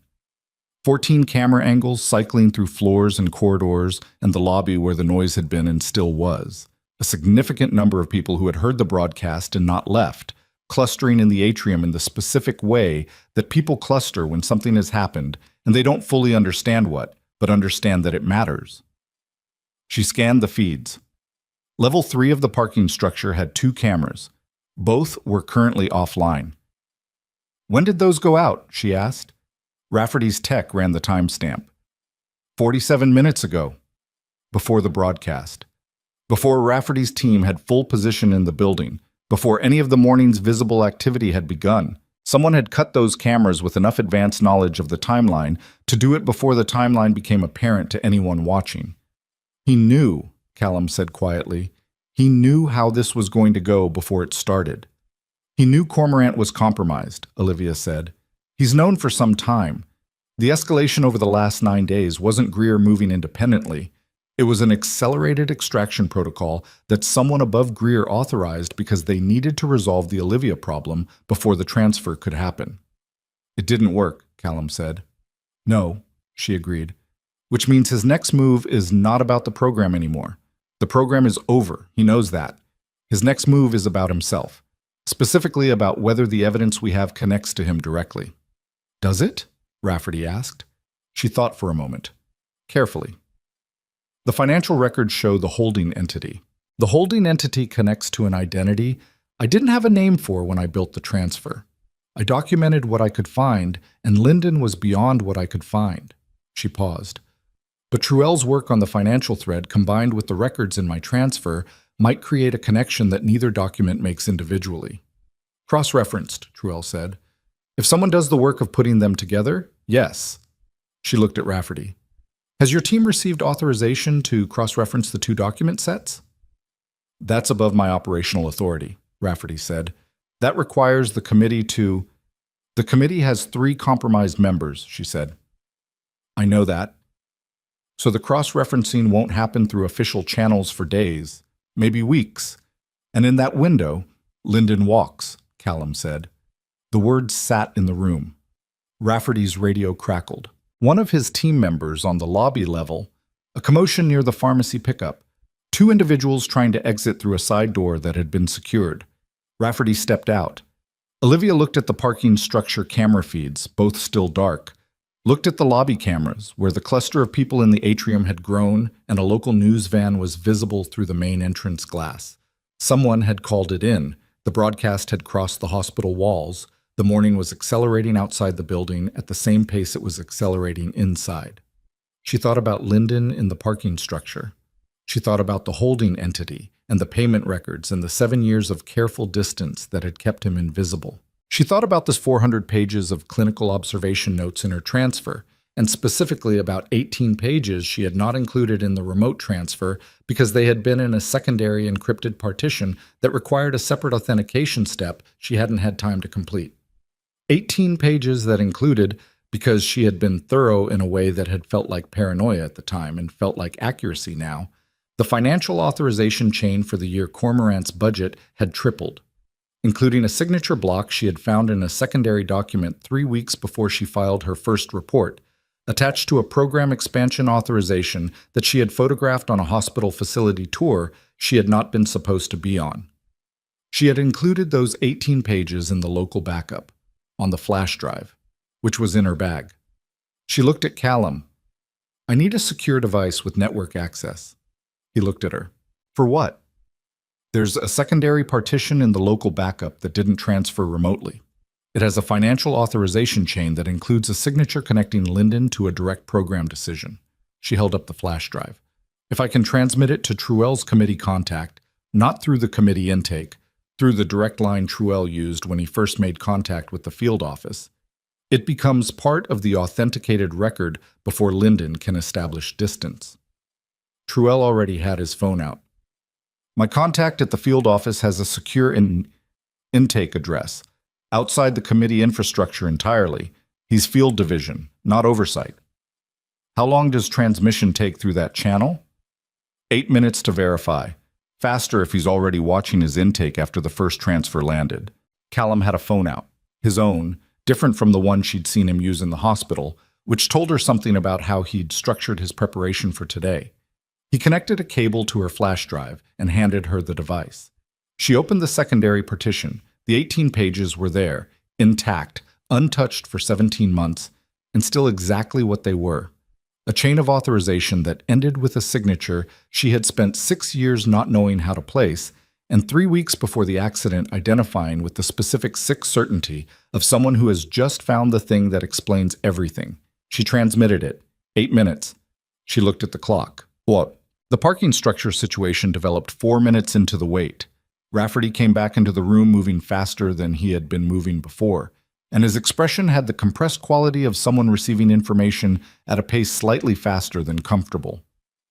Vehicle on level 3 just activated. Security is trying to get the cameras back online, but whoever cut them did it at the physical relay, not the network. It's going to take 10 minutes to restore. He's moving, Callum said. The structure exits onto 2 roads, Olivia said. The North Service Road comes out behind the hospital. The main exit ramp comes out on Meridian Avenue in front. I have teams on both, Rafferty said, but if he goes through the structure to the connecting walkway on level 2. The walkway connects to the hospital's east wing, she said. Level 2 of the east wing is the administrative corridor. Rafferty was already back on the radio. She checked the transmission progress. 6 minutes, 30 seconds. The field office contact had acknowledged receipt 40 seconds in, which meant he was watching, which meant the intake was running. She looked at Truel. If he makes it to the administrative floor before the transmission completes, he can't suppress it, Truel said. Not anymore. The moment the field office acknowledged receipt, it entered a documented chain. He knows that, she said. He's not trying to suppress the transmission. He's trying to reach a position where he can claim he was here in a medical capacity and has no knowledge of any operational activity. His car is in the structure, Callum said, that connects him to the holding entity. Which connects him to the financial records, she said. Yes, but connections require someone to assert them formally, and formal assertions require time, Truel said. Time, she agreed. The radio in Rafferty's hand erupted. She couldn't make out the words, but she could read his face, and what she read was, someone had gotten through. Rafferty moved. His remaining marshal moved with him. Callum looked at Olivia. Stay, he said, and she heard in it not condescension, but the simple accuracy of a person who has assessed a physical situation. I know, she said. He went. Rex stayed. The room was quiet. Truel sat with his phone and watched the transmission progress. She sat with her hands in her lap and did the thing she'd learned to do in situations where there was nothing to do except wait. She cataloged everything she could see, everything she could hear, the 17 months of choices that had led to this room, this chair, this Tuesday morning where the thing she had started alone in a different life was finally, imperfectly, loudly reaching its conclusion. 7 minutes, 40 seconds, 7:50, 8 minutes. Truel's phone lit up. He read it, looked up at her. Received and authenticated. The field division contact has flagged it as a priority, supplemental to the primary transfer. It's been assigned a case reference number. He held the phone out so she could see the screen. It's in. She looked at the reference number for a moment, a specific sequence of characters on a phone screen in a hospital room in a city she had chosen because it was far from everyone who knew what she used to be. It was enough. 8 months of nursing paperwork and supply runs and being invisible on purpose. 3 reports that nobody in the right position had acted on. A car that had run her off a road because she'd been too honest too early with the wrong system. 17 months of building something airtight in the margins of a life she'd constructed to look like nothing. It was enough. The transmission was in. Greer was in custody. The broadcast had gone to every person in a 14-story building and out through every phone that had been recording it in the lobby. The news van outside had been there for 20 minutes. It was done. This part. She released a breath. Then the door opened, and it wasn't Callum, and it wasn't Rafferty, and Rex came to his feet with a speed and quality of attention that she had not seen from him since the corridor on the 4th floor when the man in blue scrubs had reached for his radio. The man in the doorway was 65, with white hair and the bearing of someone whose authority was structural rather than performed. Built into the way he occupied space, the way his eyes moved through a room. He was wearing civilian clothes that were expensive in a way that didn't announce itself. He was not carrying anything visible. He looked at her with the expression of someone assessing a situation they have already, in some internal calculation, accepted. "Ms. Marsh," he said. His voice was the thing she recognized, not from a face or a name or a personnel file, from a recording. 6 minutes of audio she had captured during a program review meeting she had attended as a note-taker in her 4th month inside Cormorant, a recording she had included in the secondary partition that had just been transmitted to the Federal Field Division. A voice discussing consent protocol modifications with the comfortable authority of someone who had written the original consent protocols. "Lyndon," she said. He stepped into the room. Rex moved forward 3 inches, and Lyndon stopped. "The transmission you just completed," he said, "includes a recording of my voice in an administrative context. Legal counsel will argue that an advisory voice on a program review recording does not constitute direct operational involvement." He paused. "I want you to know that before you decide how to respond to the next few minutes." "The next few minutes?" she said. "I'm not here to hurt you," he said.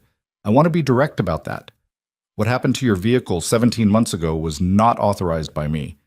I want to be direct about that too." "Was it authorized by Greer?" A pause. "It was an independent decision made by security personnel acting on what they believed was program protection protocol." "That's a very careful way of saying yes," she said. Rex was watching Lyndon with the focused stillness of an animal that has made a complete assessment and is holding it in suspension.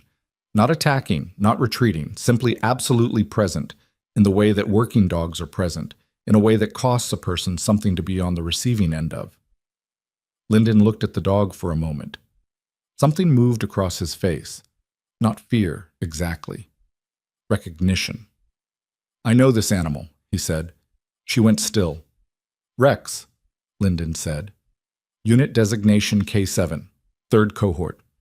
Cormorant's Companion Research Division ran parallel to the human program. Military working dogs with specific neurological profiles. He looked at the scar along Rex's jaw. He was part of the protocol's first year. The room was completely silent. Truel had gone very still in his chair. Lyndon looked back at Olivia. "The dog that's been protecting you was one of the program's original experimental subjects, which means everything he's done today, every choice he's made in this building, he made with the neurological profile that my program shaped." He said it without pride, without apology, simply as a fact. "I don't expect that to matter to you. I'm telling you because I think you should know the full picture of what you've been fighting." Rex did not move. But something in the room did. Some quality of the moment shifted in a way she couldn't immediately name, because she was looking at this dog who had knelt beside her in a corridor at 7:41 in the morning and had not left her side since, and understanding something about the shape of the last 17 months that she had not understood before. And then Callum's voice came through the room's open door from the corridor, sharp and immediate. "He's here. 4:14. And 2 more federal marshals came through the door, and Lyndon looked at Olivia one last time with the expression of a man who has run his final calculation and arrived at an answer he doesn't like, and said, "The recording won't be enough." She looked back at him. "You're right," she said. "The recording alone isn't enough. But the recording, combined with the financial authorization chain, combined with the testimony of the 17 surviving patients in the 2nd cohort who have been waiting for someone to find them for 4 years." She reached into her bag and produced a 2nd flash drive, smaller than the first, a different color. "I found them," she said. "All 17. Their statements are on this drive. They've been waiting for the authentication of the primary documentation before coming forward. That authentication happened 8 minutes ago." Lyndon looked at the drive. 17 witnesses, she said, who can describe from the inside what your program did to them, in their own words, with medical corroboration. She held the drive out to the marshal who was moving to take Lyndon's arm. "That goes to the same field contact, same secure intake, same reference number." The marshal took it. Lyndon said nothing. He let them take his arms. He walked toward the door in the manner of a man who is still, somewhere in his calculation, looking for the move that doesn't exist anymore. His eyes went to Rex once more as he passed, and Rex watched him go with the complete, unemotional attention of an animal that knows exactly what it's looking at and needs nothing else from this moment. The door closed. Olivia sat in the quiet room and felt the full weight of her body. The hip, the hands, the specific exhaustion that lives behind the eyes after a long time of being exactly as careful as the situation requires. Truel was sitting very still. Through the window, the morning light had changed. It was past 9 now, the day fully underway in the way days are fully underway when something has permanently altered the landscape. Callum came through the door. He looked at her, looked at Rex. "Lyndon's in custody," he said. "Both exits are secure. The lobby has... It's a lot of people down there." "I know," she said. "Are you..." He started, stopped. "No," she said honestly.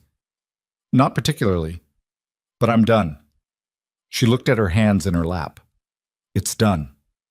Rex crossed the room and sat beside her and put his scarred head against her knee, and she put her palm on the top of his head and felt him warm and solid and entirely certain of his position. Outside, through the hospital's concrete and glass, she could hear the city beginning to process what the morning had produced. And from down the corridor, from the direction of the nursing station, where 7 months ago a doctor had told a colleague she was a warm body filling a slot, she heard footsteps, many of them coming toward this room. And she understood with the particular clarity that follows a very long time of waiting that the part of the story where nobody looked at her was over. What she didn't know yet was that among those footsteps was someone she had believed, with complete certainty, was dead. The footsteps stopped outside room 414. Then the door opened, and the person who walked through it was a woman in her mid-50s, wearing a federal identification lanyard over civilian clothes, with the particular quality of someone who has been traveling for a long time and arrived precisely when they intended to. She had a face that Olivia recognized from a photograph she had looked at so many times it had started to feel like memory rather than documentation. The photograph she'd found in a personnel file 3 weeks before the accident, attached to a termination notice dated 14 months before she herself had joined the program. Dr. Sarah Van, Senior Medical Oversight Analyst, Cormorant's original internal auditor, assigned in year 2 of the program to conduct a routine compliance review. Her termination notice had listed the reason as performance and restructuring. Her file after that point was blank. No subsequent employment record, no professional license activity, no public presence of any kind. Olivia had concluded with the logic available to her at the time that blank files meant one of 2 things. She had been wrong about which one. "You're alive," Olivia said. Sarah Van looked at her across the room with the expression of someone who has been carrying a very specific weight for a very long time and has just been told she can set it down. "Barely, for a while," she said. "Less barely, recently." "Your file was sanitized by the same security apparatus that altered yours," Van said, "except they did it 3 years earlier and they were less careful about the method, which is why there were traces I was able to use later." She came into the room fully and looked at Truel. "Marcus?" "Sarah," Truel said. He said it in the tone of people who have communicated through intermediaries for so long that direct address feels strange. "You knew she was alive," Olivia said to Truel. "I knew she was the source," Truel said. "Lyndon's name, it came from Sarah. She'd identified him before I had the financial thread to confirm it, but she was still in a protected position and direct contact wasn't possible until today," Van said. She looked at Olivia steadily. "Until you made direct contact unnecessary by doing what you did this morning."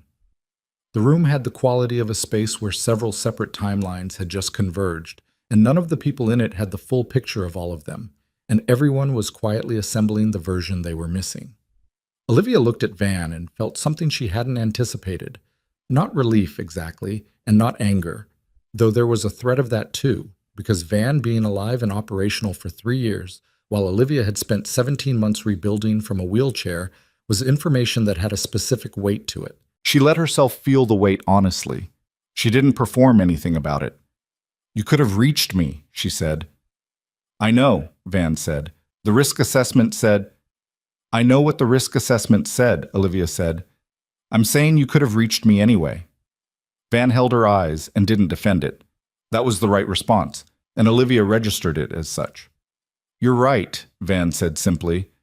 "I made a calculation that protected the operation and cost you more time alone. I'm not going to tell you it was the wrong call strategically. I'm going to tell you it's the thing I'll carry from this. A moment passed between them. Not forgiveness, not yet, but the recognition of a debt acknowledged honestly, which is where forgiveness eventually starts, if it starts at all.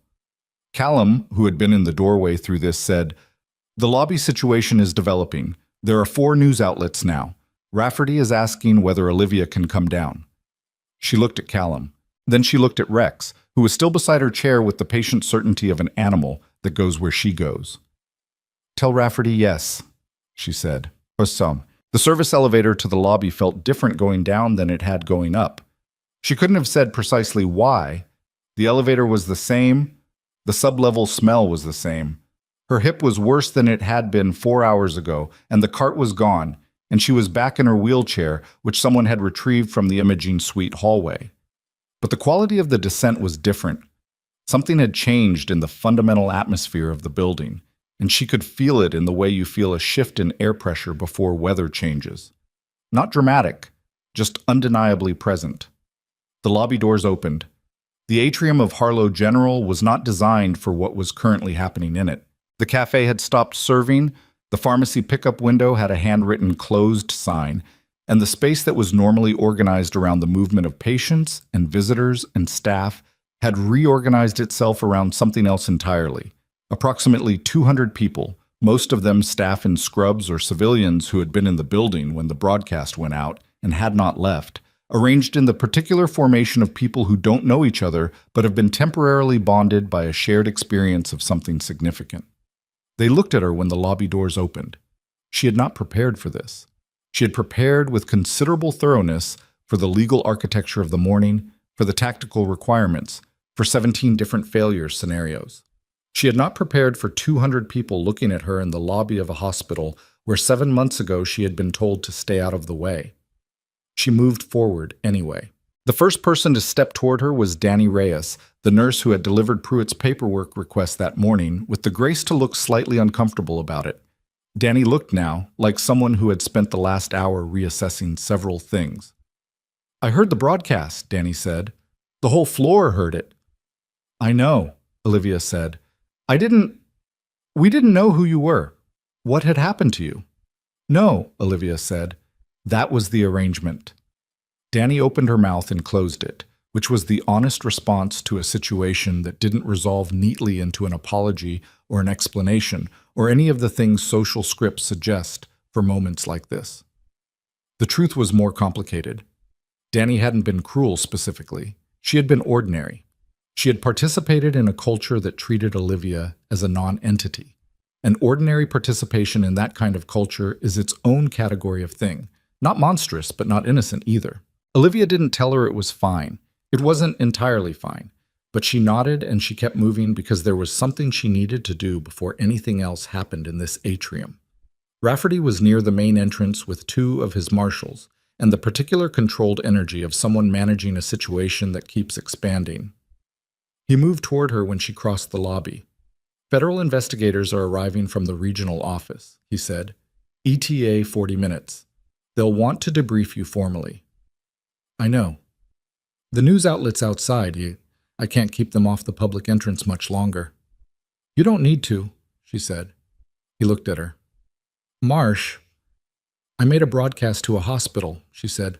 "That's the opposite of keeping it quiet. Let them in." Rafferty assessed this for a moment. "If you speak to press before the formal debrief, I'm not going to speak to press," she said. "I'm going to stand in a lobby where press is present. There's a difference." She paused. "The 17 witnesses, have they been contacted?" "The field division made initial contact with the first 3 on the list 40 minutes ago," Rafferty said. "All 3 confirmed willingness to provide formal statements. The others are being reached." "Good." She felt something release in her chest, a different tension than the one that had released when the transmission authenticated. This one was older, more personal.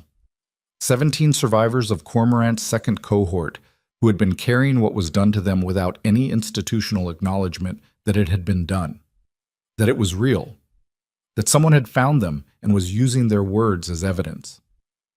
Make sure they have legal representation arranged before any formal statement process begins. Federal whistleblower protection applies. Make sure they know that. Already in motion, Rafferty said. He said it with a quality that communicated she was telling him things he knew, but said it without condescension, which she registered. She turned toward the atrium.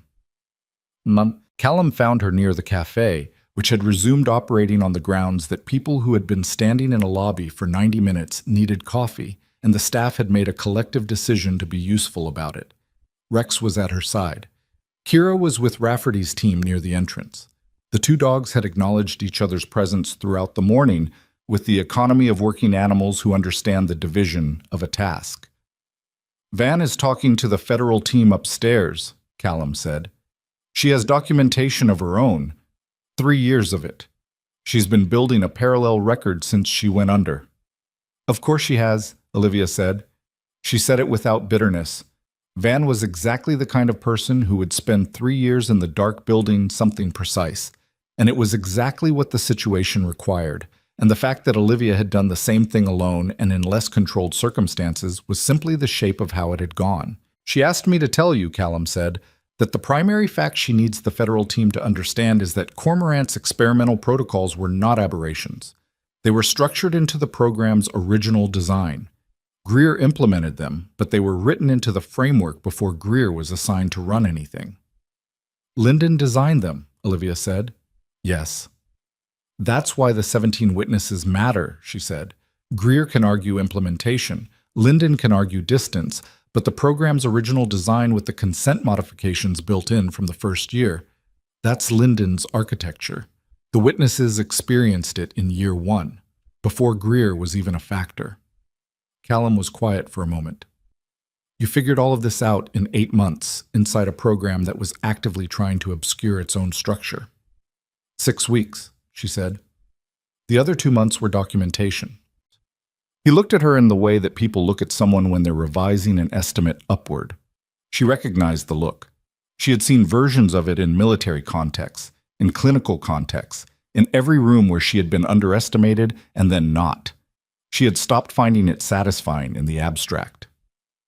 This morning it didn't produce the clean vindication that sometimes arrived in those moments. What it produced was a more complicated feeling. The recognition that all of this had cost too much to feel like a win in any simple sense. People had been experimented on. She had been run off a road. Sarah Van had spent 3 years in hiding. 17 men and women had carried injuries and altered neurological profiles for years, without anyone in an official capacity telling them it had been done to them.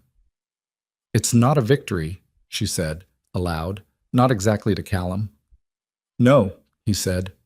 It's a reckoning. Those are different. She thought about that. He was right. A victory has a clean edge. A reckoning has the shape of something that's been broken for a long time, being examined carefully enough to understand how it broke, so that the people who broke it can be held to account, and the people who were broken by it can begin the longer, messier process of what comes after. Rex pressed against her wheel. She put her hand on him. What happened to him? She asked. In the program. The Companion Research Division ran parallel protocols, Callum said. Neurological stimulation, response modification, behavioral shaping. The technical notes in the Cormorant documentation describe it as enhancement research. He said the last 2 words in a tone that communicated exactly what he thought of them. Rex was in the first cohort. He was retired from the program after 14 months. The notes say he became unpredictable, difficult to manage. Because he stopped following orders he disagreed with, she said. Callum looked at the dog. That's what I think happened. That's not what the notes say. She scratched behind Rex's ear, and he turned his head into it with the uncomplicated satisfaction of an animal that does not require the moment to be more than it is. A scarred dog and a woman in a wheelchair in a hospital lobby on a Tuesday morning, both of them shaped by a program that had tried to make them into something more controllable and had failed, and both of them still here. There was something in that worth holding on to. Dr. Randall Pruitt arrived at the lobby at 10:47. She saw him before he saw her. He came through the corridor from the elevator bank with the expression of someone who has been on a floor where federal investigators are conducting interviews and has decided the lobby is a more comfortable environment. He had his ID badge in his hand, the way people hold their ID badges when they're trying to indicate that they belong somewhere and would like this to be acknowledged. He stopped when he saw her. The lobby had thinned somewhat. Some people had left, some had moved to the outer corridors, but there were still enough present to constitute an audience, and Pruitt understood this immediately in the way that people with social antennae understand the composition of a room. He said, "Miss Marsh," she said, "Dr. Pruitt." A pause that had a lot of weight in it. "I heard the broadcast," he said. "Most people in this building did." He was clearly searching for something that would function as the right response to this moment and not finding it, because there isn't one. There is no arrangement of words that adequately addresses the gap between what he had believed about her and what the morning had revealed. And people like Pruitt, who are accustomed to being the most informed person in their immediate vicinity, struggle visibly with the experience of having been wrong in a way that is now public. "The pharmaceutical discrepancy logs," she said, not as an accusation, as information. "The ones with gaps that don't match the volumes being moved. I flagged them internally 3 months ago. The flag was marked reviewed and cleared, but the underlying discrepancy wasn't addressed." She held his eyes. "Federal investigators are going to find those logs today. I'd recommend you have a clear account of your involvement or non-involvement ready." Pruitt's face went through several things in rapid succession. That's not connected to... I don't know whether it's connected to Cormorant or whether it's a separate issue," she said with complete honesty. "I don't have enough information to know. But the investigators will look at everything unusual in this hospital's records today, and that's an unusual pattern, and I thought you should know I documented it." She paused. "Because I'm thorough, not because I was building a case against you specifically." He stood there for a moment longer and then walked away, not quickly, but with the particular focused pace of a man who needs to make a phone call. She watched him go. Callum beside her said, "Was that mercy or strategy?" "Accuracy," she said. "I genuinely don't know if he's involved in anything. I know the discrepancy exists. I know it will be found. Giving him information he needs serves the truth better than sitting on it." She paused. "Also, if he is involved in something separate, the worst thing he can do is try to hide it further, and the best thing he can do is come forward. I just made that calculus visible to him." "That's both mercy and strategy," Callum said. "Maybe," she said. "I've stopped trying to keep those categories clean." Yes. The federal investigators arrived at 11:23. There were 6 of them, from the regional office and from a specialized unit whose jurisdiction covered military research program violations. A unit that had existed for 4 years and had never previously had a case large enough to fully activate it. Rafferty briefed them in the administrative conference room on the 8th floor, while Truell and Van provided the documentary foundation. Olivia was asked to wait. She waited in a family consultation room on the 4th floor with Callum and Rex and a cup of coffee that was better than the break room coffee and worse than what she would have made herself. And she sat with the particular quality of a person who has been in motion for so long that stillness feels temporarily foreign.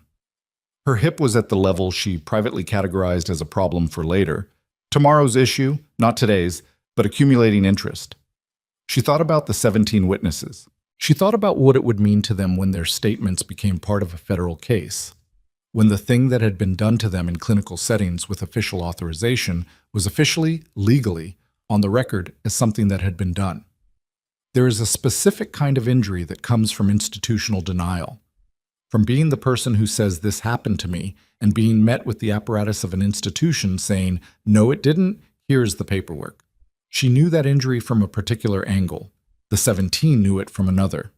Documentation didn't undo the physical reality of what had been done to any of them, but it ended the part where the institution got to decide what was true. That mattered. She had spent 17 months being certain it mattered, and she was still certain. At 12:15, one of Rafferty's marshals came to the door and said she was needed upstairs. The conference room on 8 had the particular atmosphere of a space that has been converted from its normal purpose by the arrival of people with a different kind of authority. Laptops, case files, a whiteboard that someone had started diagramming with names and connections. Rafferty near the window. Truell at the table. Van at the far end, with a quality of presence that had recalibrated now that she was no longer operating from concealment. The lead investigator was a woman named Devlin, 40s, with the specific precision of someone who has spent a career building cases that need to be unimpeachable. She looked at Olivia for a long moment before speaking. "The primary transfer authenticated," Devlin said. "The supplemental partition authenticated. Dr. Van's parallel documentation has been received and is being cross-referenced. We have statements from 4 of the 17 witnesses so far. By end of day, we expect to have statements from all 17. She paused. "I want to tell you what we're looking at, so you understand the scope." "Tell me," Olivia said. "Harrison Greer will face federal charges on 6 counts, including criminal conspiracy, fraud in the conduct of human research, and obstruction.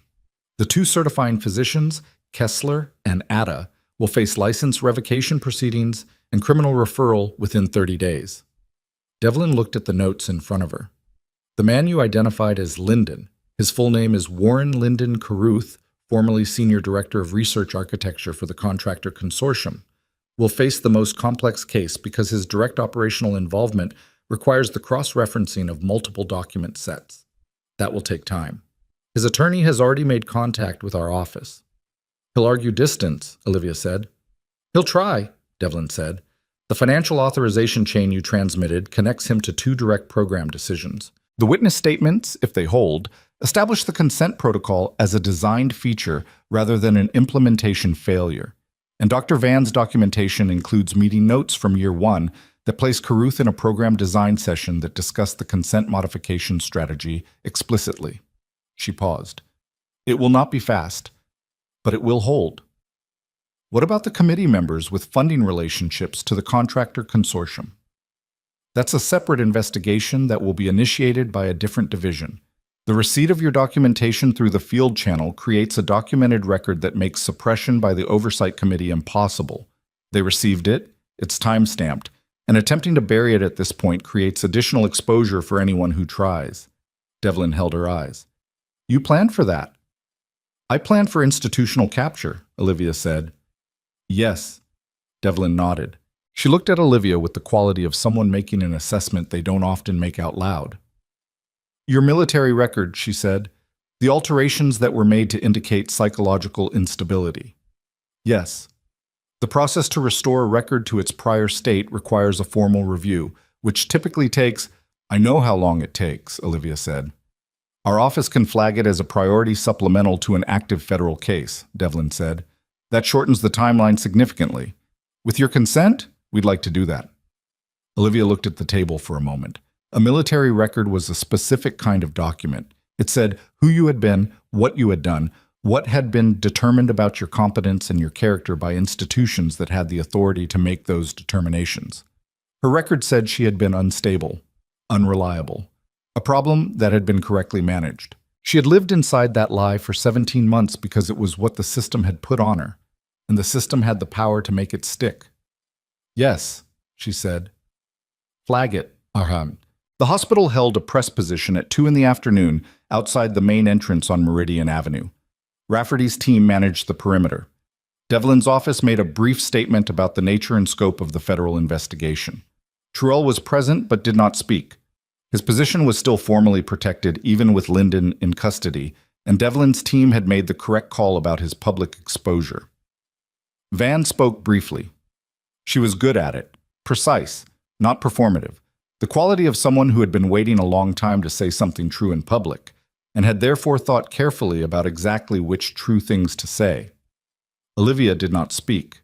She stood beside the entrance, sat technically in her chair, with Rex at her side and Callum 2 steps behind, and she was present, visibly, in the frame of every camera that was pointed at the hospital's front face, and that was enough. More than enough. She had broadcast her own name to 14 floors of people at 9 in the morning. The visual record of her presence outside a hospital where federal investigators were arresting a senior official of a classified military research program communicated everything that needed to be communicated without requiring her to perform anything additional for anyone. A reporter got through the perimeter briefly, young, with the specific energy of someone trying to establish themselves by asking the question nobody else asked. and got close enough to say, "Ms. Marsh, how does it feel?" "It feels like something that isn't finished yet," she said, simply and honestly. "Ask me again in a year." The reporter started to follow up, and Rex turned his head, and the reporter reconsidered. She had not planned that answer. It was just the accurate one. The morning had been what it had been. Necessary, correct, the result of 17 months of meticulous and lonely work. But standing outside a hospital in the afternoon light with her name on a federal case file and a dog against her wheel was not the end of something so much as the end of one particular part of something. The 17 witnesses still had a long road in front of them. The federal case would take years. Her legs were not going to work differently because of what had happened today. What was finished was the part where the institution got to define her. That part was done. At 4:30, she went back inside. Not to her unit. Not to the supply cabinet, or the intake charts, or the chair at the nurse's station, where she had spent 7 months being overlooked by people who thought overlooking her was a reasonable allocation of their attention. She went to the nursing director's office on the administrative corridor. A woman named Holloway, who Olivia had spoken to exactly twice in 7 months, both times in the context of scheduling adjustments. Holloway was at her desk. She stood when Olivia came through the door, which was different from the previous 2 times. "Ms. Marsh," she said. "I'm not here to resign," Olivia said, because that seemed like the thing that needed to be established first. "And I'm not here to make demands. I want to be direct about what I want." Holloway gestured to the chair across from her desk. "Please." Olivia moved to it. Rex settled beside her. She looked at Holloway steadily. "This hospital has a veteran patient population that is not well served by its current care structure," she said.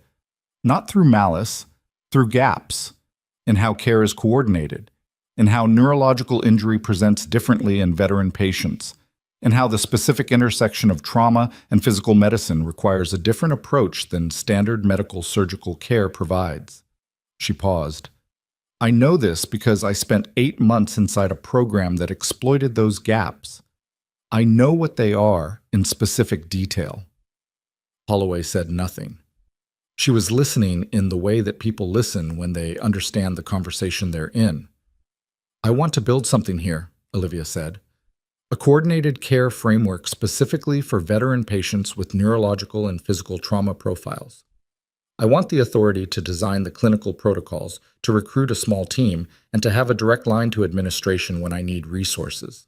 I want a formal title and a formal salary that reflects the actual work, not the work that someone decided a nurse in a wheelchair was suitable for."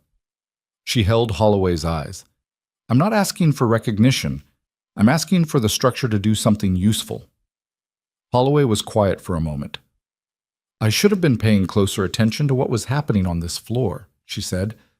"That's not an excuse. It's an acknowledgement." "I know," Olivia said. "I'm not here for the acknowledgement. I'm here because the need is real, and I'm the person with the specific knowledge to address it, and this hospital is the place where I can build it." "I'll need to take it to the board," Holloway said. "Of course.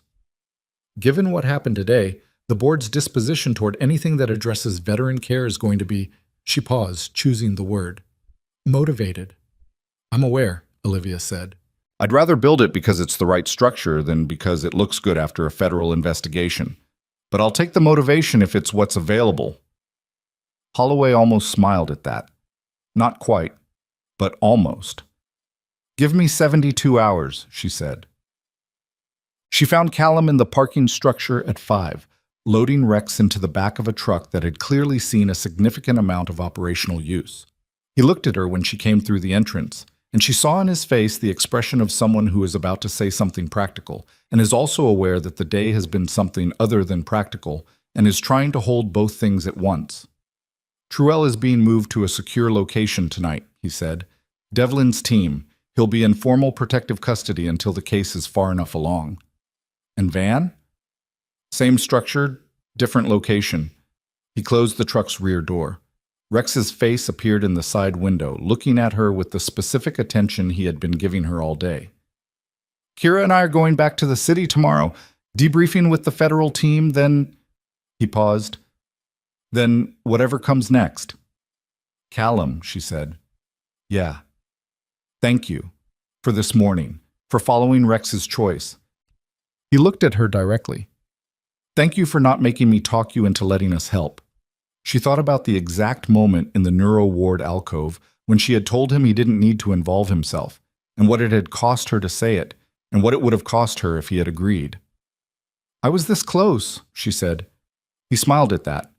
A real one. The kind that reaches the eyes. The kind you can't calculate. I know, he said. I watched you decide. Rex made a sound from inside the truck. She turned to the window and he pressed his nose against the glass, and she put her hand against it from the outside and felt the warmth of him through the barrier. He was in the program, she said, and he still chose to help people. Yes, Callum said. That's not nothing. No, Callum said. It's the whole thing, actually. She thought about what it means to be shaped by something that tried to make you into an instrument, to have your neurological profile modified, your record altered, your capacity for independent judgment treated as a malfunction to be corrected, and to emerge from it still capable of choosing your own side. She thought about the 17 witnesses who had lived with what was done to them and still, when someone finally found them, said, yes, I'll speak. I'll go on record. I'll say what happened to me in a room full of people with the authority to finally do something about it. She thought about Sarah Van, 3 years in the dark, building something precise. She thought about herself. 7 months of supply inventory and being told to stay out of the way, 17 months before that of being told she was unstable, and underneath all of it, steady and unannounced, the work of someone who had decided that the truth was worth the cost of carrying it until it could be placed in the right hands. The thing about being dismissed, she had learned, not as a lesson, not cleanly, but the way you learn things that cost you, is that it requires a daily decision. Every day you are told you are less than what you know yourself to be is a day you have to decide whether to accept that accounting or maintain your own. The decision is not dramatic. It doesn't announce itself. It happens in supply rooms and on maintenance corridors and in wheelchairs in hospital lobbies and at workstations with borrowed credentials in rooms where the lighting isn't good. It happens quietly, and the people who make it, the ones who maintain their own accounting in the face of every institutional pressure to accept someone else's, don't always get to see the morning when it matters. Some of them don't make it there. She knew that. The ones who did weren't braver than the ones who didn't. They were not more deserving. They were just the ones who got there. She intended to use that. The program she was going to build at Harlow General was not going to be about her. It was going to be about the gap she had identified, the space where veteran patients with complicated profiles fell through because the system wasn't designed for them. It was going to be built carefully, with the 17 witnesses in mind, with the specific knowledge of what happens when medical systems treat human beings as datasets and call it research. It was going to be imperfect. She was going to make mistakes. The board was going to be difficult, and the resources were going to be insufficient, and the patients were going to arrive with histories that were not simple, and needs that were not simple, and outcomes that were not clean. She was ready for that. She had been ready for difficult and insufficient and not clean for a long time. What she was less ready for, and was still adjusting to, was the part where she was allowed to do it openly, with her own name, with her actual record, in a building where people now knew who she was and what she had done. That part would take some getting used to. She took her hand from the truck window. Drive safe, she said to Callum. Call me when the board approves it, he said. She looked at him. 72 hours. I'll be waiting. She turned and moved back toward the hospital entrance, and the evening light was coming at an angle that hit the building's glass face and turned it something other than the flat institutional gray. It was in the middle of the day, and 2 nurses coming off their shift held the entrance door for her without being asked, and she went through it. Rex was in the truck. She would not see him tomorrow. She was going to miss that dog with a specificity that surprised her, which was itself information about what the day had cost, and given in roughly equal measure. She went back inside. There was work to do, not the quiet, invisible, careful not to be seen kind. The other kind. The kind she'd been trained for, the kind she was built for, the kind that requires you to walk into a room and take up exactly the space the work demands, and not 1 inch less. The doors closed behind her. The building held its pas shape around her, familiar and changed, and she moved through it with the quality of someone who has arrived, not at an ending, not at the clean resolution that stories are supposed to provide, but at the first morning of something that finally has her real name on it. That was enough. That was, in fact, everything.